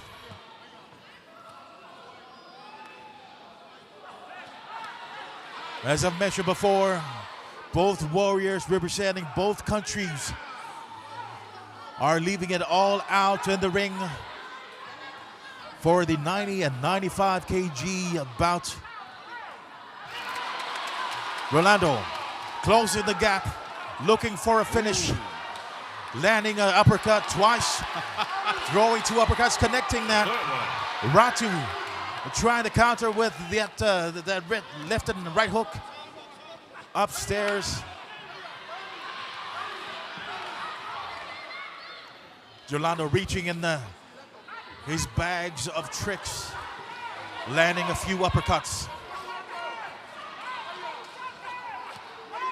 Working that body, Ratu on defense, trying to stay in this bout, trying to control those uppercuts, trying to stay away from Jolando. As Jolando landing 1, 2, 4, almost 6 uppercuts in a row. Jolando working that body. Lance weave to the side, connecting, going upstairs. 1, 2. Ratu trying to hold his defense, trying to stay in the competition. Of course, this is the last and final round, fourth and final round for this evening. Another uppercut, connected, finding a target in between those guards by Jolando. Are we expecting a knockout? Or will these two warriors make it to the last second of this final round? Jolando landing those combinations. Of course, there goes the bell. What a bounce. Yes. That's right. And what a show of talent, experience, and of course, of heart and bravery from these two athletes representing not only Samoa, but of course our brothers and sisters from Fiji. Passinga talfiti lea iko. Fua iai pea no tara no al telo taimi usola. Na fusu mai ale le neo Jolando mai le amtanga. Lava le manava. Lava le manava. O te longa foi o le lava foi le manava le fiti. Ale le Ratu len ma foi ona uma le talo. Uma le talo o lai okay. E ui le tele o tui mo mai apakaki so o mai mo pena. E o le na matua I mau le lei folinga petai. Mo le lava le manava. Sa tama fai lava ia le o Ratu e fa uma e pusuanga. Oi. Masala fa pe e se sta busanga posisi round. Ja, is sooi. Ja. E ono iai se si tulanga al pusuanga. E se sui inga. Fa malo I tulmanu me lua. Langa pe ona ele nei fiafi. Nei atu inga pusuanga nei le mata. Yo e tala se lava le atu no nei se po to ina. Na sori ka poleni la foi tau sanga o to la atu yo. E se si ir maso. Via mai ni se taimi. E se ir au vai. E se ni se mai e se de malo se de maso. E se de malo se de ponaiv. Yo. E o ida. Wa tatou taunu mai nei le. O I foi tate loa I le te le o le influence. Ale fiona tol tai ina yalo mfa na ne o Samoa. Te le so swan. Lanu mumu. It's a majority. There you have it. Hello. To the red corner. Manu malo le leo Jolando Ta'ala. La Taloma. There you have it. First winner of our professional bouts for this evening goes to Jolando Ta'ala, fighting and representing Samoa from the red corner over a proud warrior from Fiji, Sanevarati Ratu Maurice, representing, of course, fighting off from the blue corner. Ja, le foi lang o tau le ai o le tapu inga le tunu, e mai seo le fa malo fo le mai le tunu le ngatu samonei le tunu mau. Te nane ona i o taro so mai fiti, ja, e le ona o tato mo le mawina, e ma o taro wawa e foi, e le matungo fie ma le mata ina, o le fa moe o alo whanau, i le nei fiafi, e ona o taro noa, ja, e tato te fa alo alongia na i o taro so mai fiti. Ja, o talonga mawanga wapena mese o le whaafitai fo I nei fo I uso e mese o le malo fiti. Ona o le mawhai ona awai le taro wha moe. Ja, ua maua lunga e fo I le tulanga e pe ono taro. E pe sao e lau sau noa. O I taro te loa le te leo le afianga le lei o le awai o le fionga ia whamuina po tolu tai. Ia, i te tono le tina inga o le tātou tālonga whaipelenga i le teimile nei. Ia, leo mai tau atu, leo le tātou se atu mo le tātou opanga whapalo fesa muli o le fiafi nei. Fitus for lima kil kalama sali wafi tu autu. Ia, ma le i mai fiti, Eliseo Sakau Vinalo. And his brother from Fiji. Fitu se for Are you happy? Kilo kalama. Hey, hey! Yes, out of all in all, even though we compete, even though it is war when it comes to sporting events between our neighboring Pacific Islands, but at the end of the day, we are a family and we are all one in spirit. And that is the spirit for celebrating, and of course the celebration of the 64th anniversary of Samoa. Well, hopefully, next year we'll get some players, some competitors from Tonga, you know, from American Samoa, from around the Pacific region. But for now, a big five-time whamalo to our team from Fiji for taking up this tremendous task this year.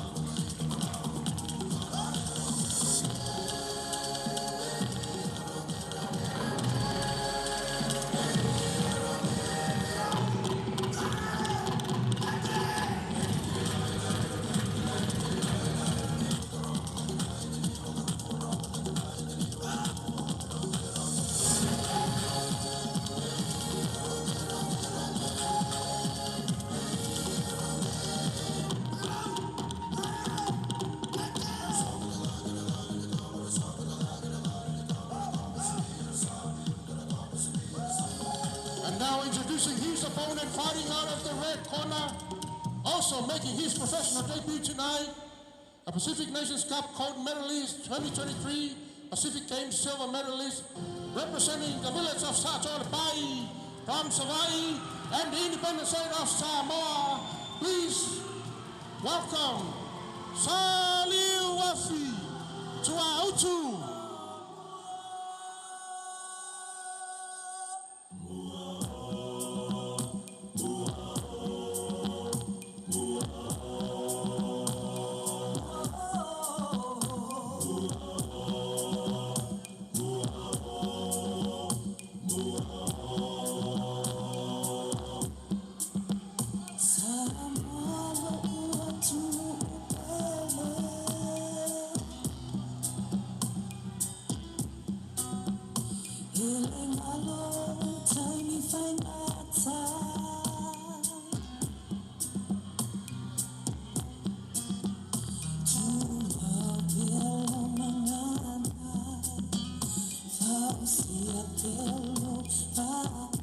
Your referee in charge of the action is Tofa Asiata Leon Stanley.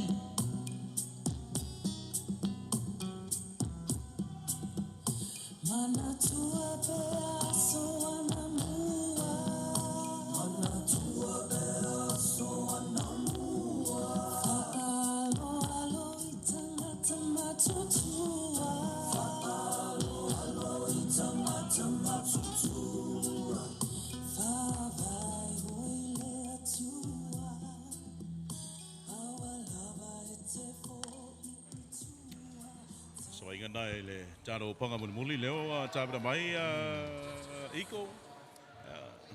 Sali Wafi Tuautu Eliseo Sakau Vinalo.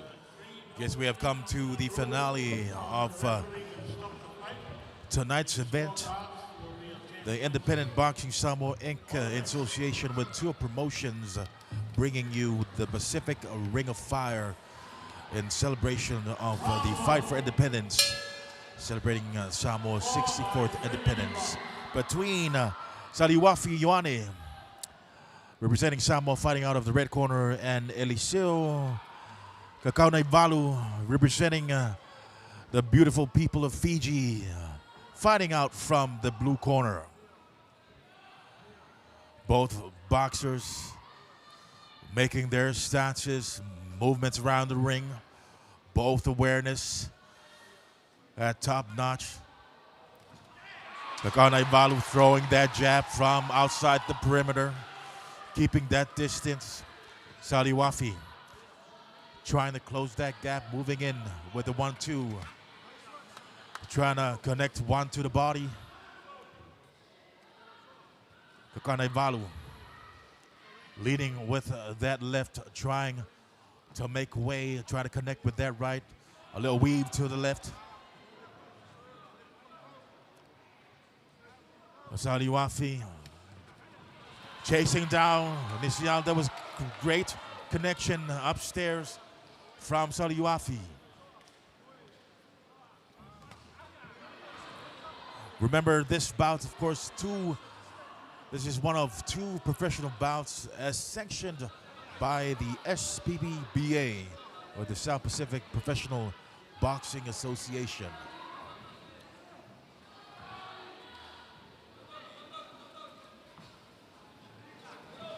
Ioane, hit and a miss, going downstairs, trying to work the body. Kakaunaivalu keeping that distance, trying to connect with that cross from the left. Misses. Great awareness from Ioane. Both fighters still trying to test out what will work for this evening. A nice quick 1-2 combination from Ioane, landing those body shots. Tau ide o longa lava na fus ba. After atawa mata. Ole tau testa. Potole fitile le foi. Lana distance control. For mau mai mel go inga wai atato wa ai pe foi le e fai si oli mole le ile o. I might tell combinations le lifiti. Yeah. E mua loa lenga vale. E shua tot e tasiro tot. Yeah. Vale tamatau ma cross la. Tu la fele lo tu mata ia pe wo aware ai le io yone. Lenga vale. Mana ya? Mai tam sanga mua. Ana ia le final tam sanga mua mai sa lo so nonga ele I longa na ta lo ma ia tu Manuel lo. Saliwafi Tuautu, Leo Eliseo, Sakau Venalo.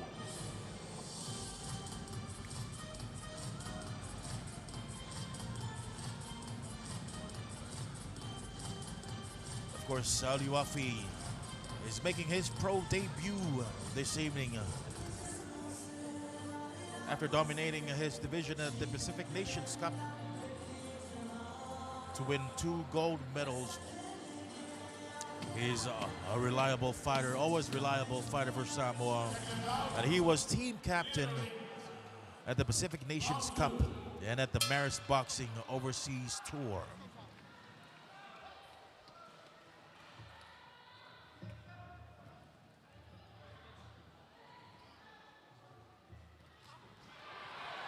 Eliseo Kakaunaivalu is a light heavyweight, making his pro debut this evening as well.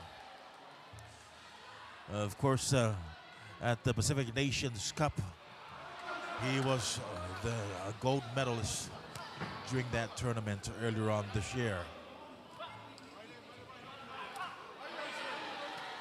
Ele foi ni tam sang ulo toi le ile tato fa malunga le ye tusu angat Pasifika. Oh. Ia. Sale le ia. Ole Le sina vaenga le SPPPA. Ia. Le sina vaenga le tātou te whawhte fo I tamusanga ni misa vaenga. On le tele o lo ye whala mutonga o le tātou te ye la lo whamalunga misa lola. Tika koi. O le fisi.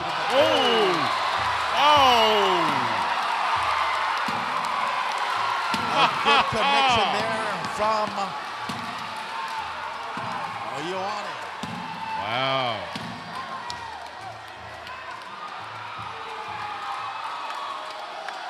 Mau wala le Saudi tau Wafi. sole. A great connection there. Of course, since the beginning, within the first round, a nice combination there. Two to the body, of course, going upstairs.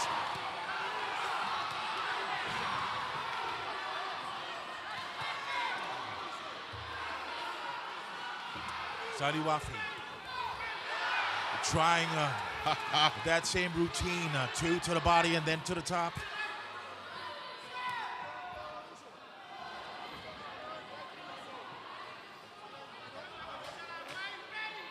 Eliseo and the back foot, trying to maintain his distance, and of course, after that knockdown, he is really careful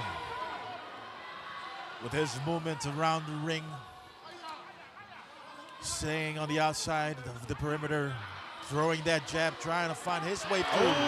Another right cross there, landed from Ioane. Ooh. Ioane going to the body. Elio backing to the corner, moving away, trying to escape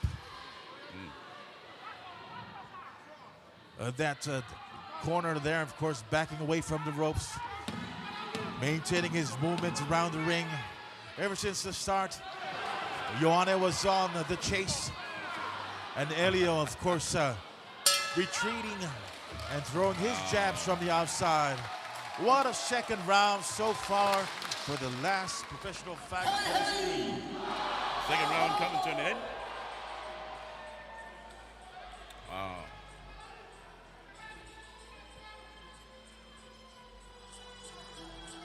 O te tonua iko.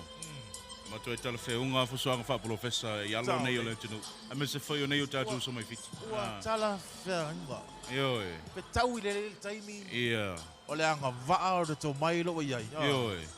O le awa mei me le sturanga. Pe an tau o taimo sola. There is levels to this game. Ele pera amata mai le amatanga o tātou wha mo nefia fi. Ile tūtau tamai tai. Mo ia, ye wharenga o ia. Tau whai tongi, alu whasoro atu.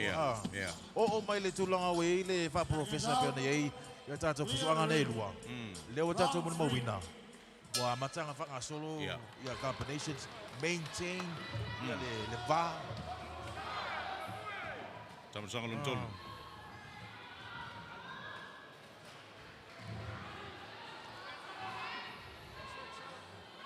Great footwork there from Ioane. Little hop in and then hop back out. Of course, try and land that 1-2. Elio trying to find his opportunity from the outside. Trying to move in, closing that gap, of course, with that reach from the outside. Throwing that jab. Nice jab from Elio, down the barrel, connected. Ioane looking for that counter. A nice connect jab from Ioane. Elio's changing around his combinations from hooks with a bit of the cross there. Ioane has been successful with the body shot so far this evening, and of course, landing that knockout or knockdown earlier on in the second round. With the switch from downstairs going upstairs.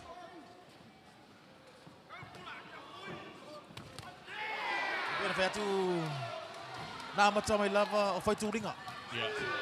So la muli lava de. Le la fusu le whaunga e sali wafi. Tulanga vole o pipi ai ona e whasi umi o limo le li o lisio. O la fusu na whaanga I le iwa lima. Oh, last 40 years.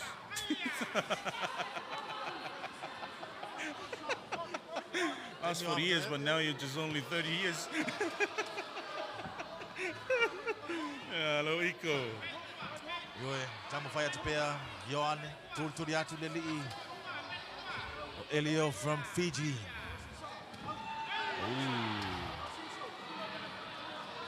O le leifa el matala.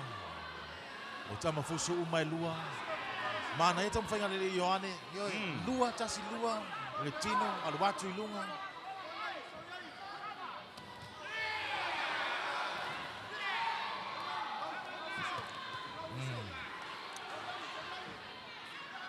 Elio landing that right cross. Moving around the ring. Throwing that jab from a distance. Ioane. Hunting down Elio. Like if Elio owes him money. Trying to connect that jab. Trying to look for a flourish finish this evening. There goes the bell. At the end of our third round. Wow. What a tough bout. Finau il talonga nei. Missile. Ole toi come back o le lio Elisio. Mai le tu ile na pa u ile. Mai le amchang ole follow na lua. Ole na vai mai tau ole okay. Ole si foi vaenga na pe meia foi tama fusu. Yeah. Ole taimi e tofo ai le mamafa. Yeah. O tui. Yeah. The combinations ole si tam. Yeah. Le ala o tofo mo knockdown. Yeah. Le o fusu tama middle.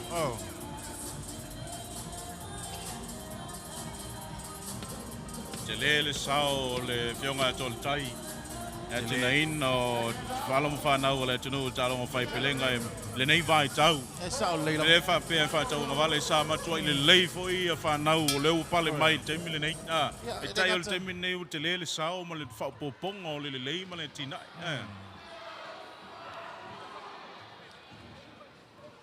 Final round. Final round. Ioane working that 1-2 jab, going one upstairs and then trying to connect with the body. Elio still maintaining that distance from the outside, throwing that 1-2, trying to find home with that right.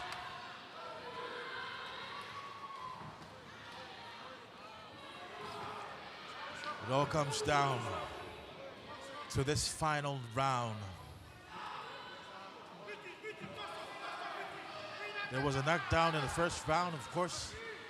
Anything can happen in the blink of an eye. Yeah. Sui ale. Tulanga e ono o ye ta longa. O pato to apea Ioane. Ia le fusuanga. Tuli loa. La na panga mai fiti. A watu misi. Va vele mino e fiti. Pita I fafo. Wow. E pia na e. So se ta longa lava e ia basics. Ia le wa ta mo fai fo ia. Elio e to foi basics on a jab tasi lua. A great straight right there from Ioane. Elio throwing that jab, rapid jab from the outside. Nice connect to the body.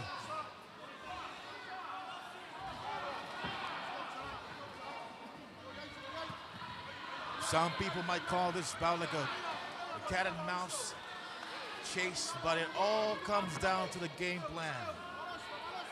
What's in the bag for these two athletes?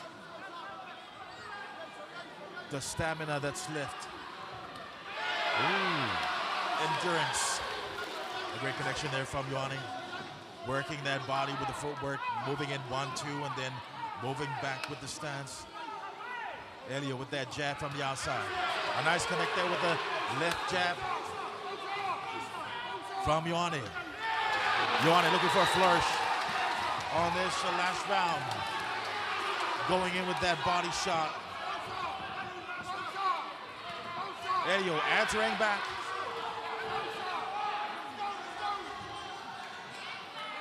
Elio trying to maintain that distance as we mentioned before. Nice overhand there from Ioane. Elio claiming that it was too high. There goes the bell. What a conclusion to this tremendous bout from these two athletes, of course, warriors representing not only Samoa, but of course, our brothers and sisters from our neighboring islands, Fiji. Mataina le talonga ya misule experience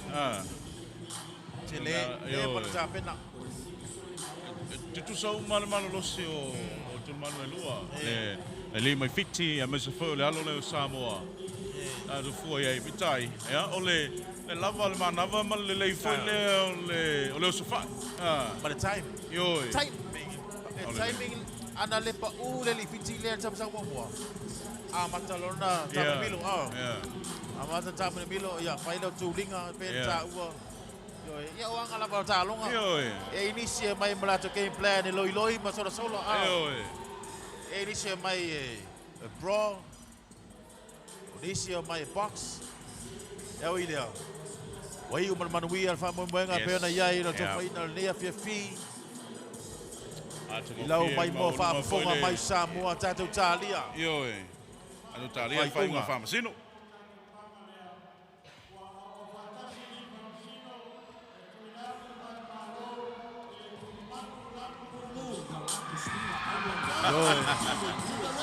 Ewa, tinato le malo.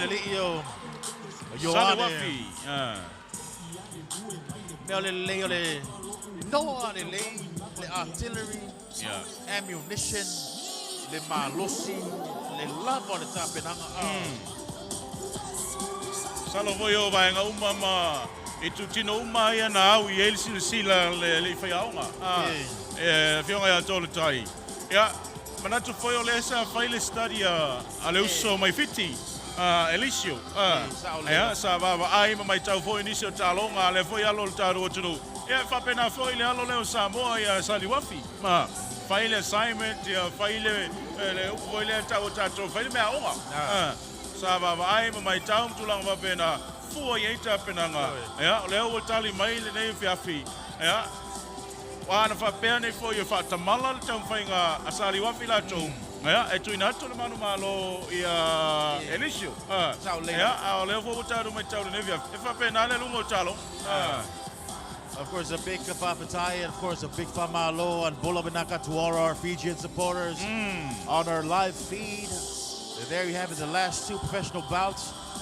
Not going towards your way, but hey, it was a tremendous outfit from the blue corner this evening. Of course, fighting, debuting for one of the first professional fights, and of course, continuing on the journey as we saw earlier on with Ratu Maurice. There is more to come, and there is a lot of potential with our boxers, especially our Pacifica family. Yeah. Ole mataru tamu sabo dato main event ia na ele finei iko lewa sola malo le tudo me tayo tato main event le amateurs ia lesa sola uma ia manayo tato so mai fiti.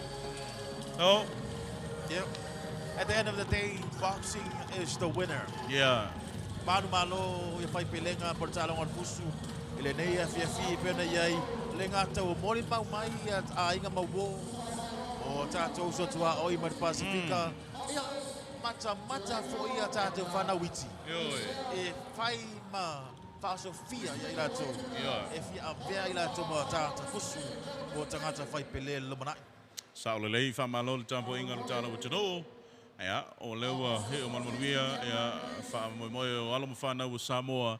Ia, me se foi wha moe o taro so se fusu e pe ona ele ne fiafi.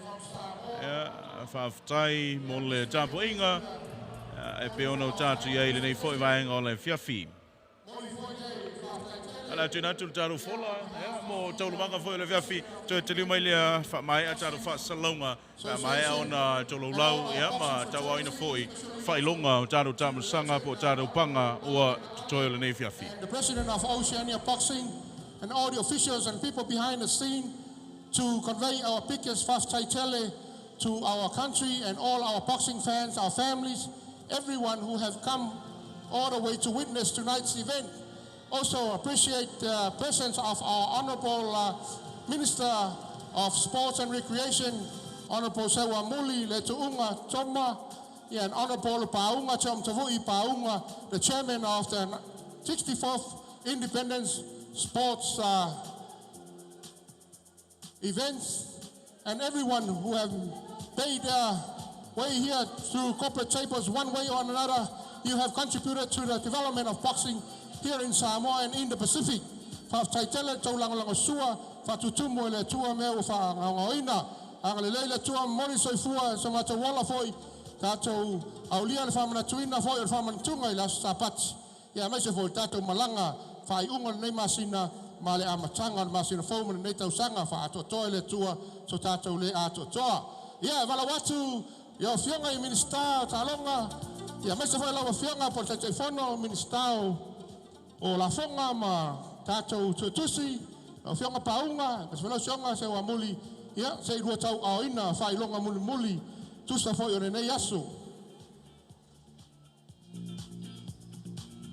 Ia, e wala watu I le aunga au te foi I le nei fiafi, tasi foi o toa manu pento sirfia, ia, te su mai lela a, mori atu e pine lea, e ona I foi lau o whionga, tō tai, whaumuina, David Tua, tusa foi nei initiative, ai mai se foi ia wa tu lava o mamalu ai e fia mai tu e tau ati na e tatu ta longa I tono samo nei ia sina upu ai le presenting al pine fa tom la fianga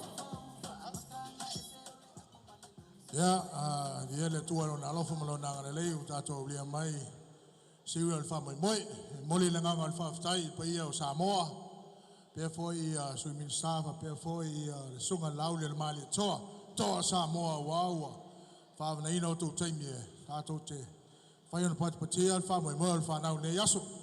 Ia, o le manatu ma le langona mai vai I maua se awa noa mo tama whanau o Samoa.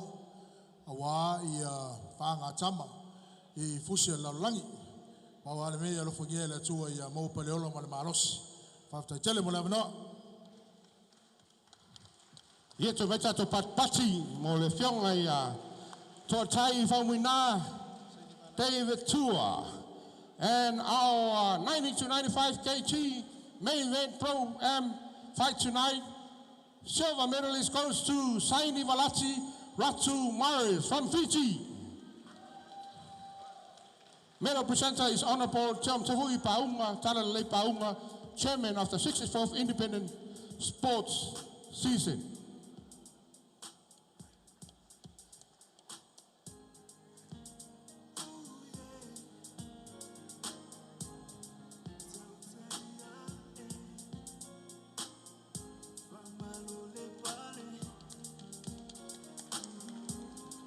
Gold medalists goes to Jolando Tala.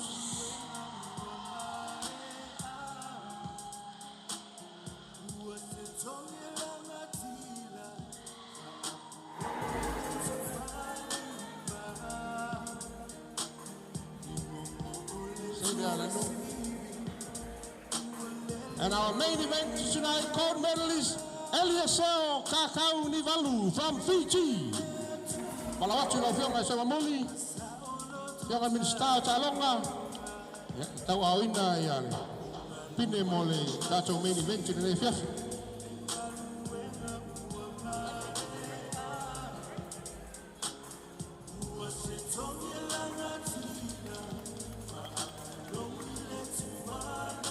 And the winner, gold medalist for the main event tonight, The kids from Saton Pai Savai, Matautu Manafala Iva. Hey, Sa Luaviti, Tuautu.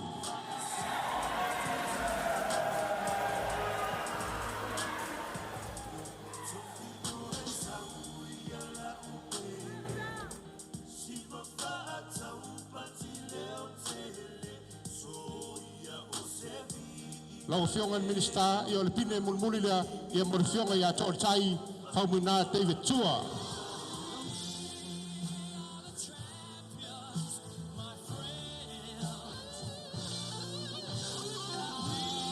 Malua fiti mto lano.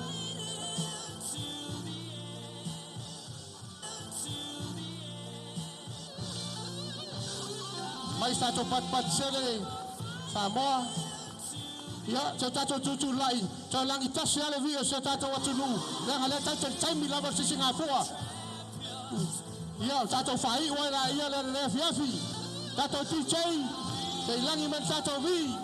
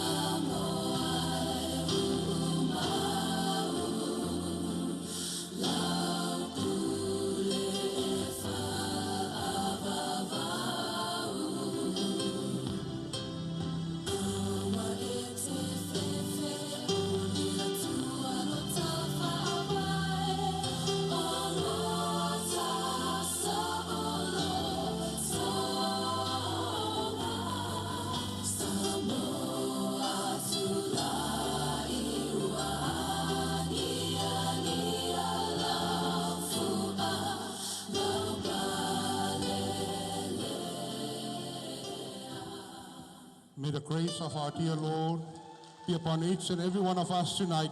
Le naua mai mo fa foga le tunu le tano fa mo be on ele ne fiafi la ngena o tanga vai malo tu tasi Samoa ya mal tau lo voi na tau fa salonga o le tu fa te tele le so ya ikoke ya wa fo il Susani tau fa salonga le fiafi nei ya ma se o le mai mo mai el tau tunu after tele iko mo ne fiafi man we favor ya man we foi le fa ngol nei va ya so. Of course, a big time for Malo to all our viewers from around the region, of course, to all our followers and supporters. This event was possible because of all the support that has been through, not only here in Samoa, but of course from around the world, bringing you the Independent Boxing Samoa Inc. in association with Tua Promotions with the Pacific Ring of Fire to conclude and end the celebration for the 64th Independent Celebration of Samoa. We will see you again, hopefully next time, same place, but from us here at NUS TV at the National University of Samoa, and from beautiful Samoa, we wish you all the best. Tofa Seifua, and good night. Tawalunga na taro fa salama mal tautua le nei alo NUS TV, mai ma faltalo o le tano University of Samoa, el papa ngala manuia tele. Pasa songa le tunu manuia langa ya tu le fa unga le nei va ya so fa soi foia.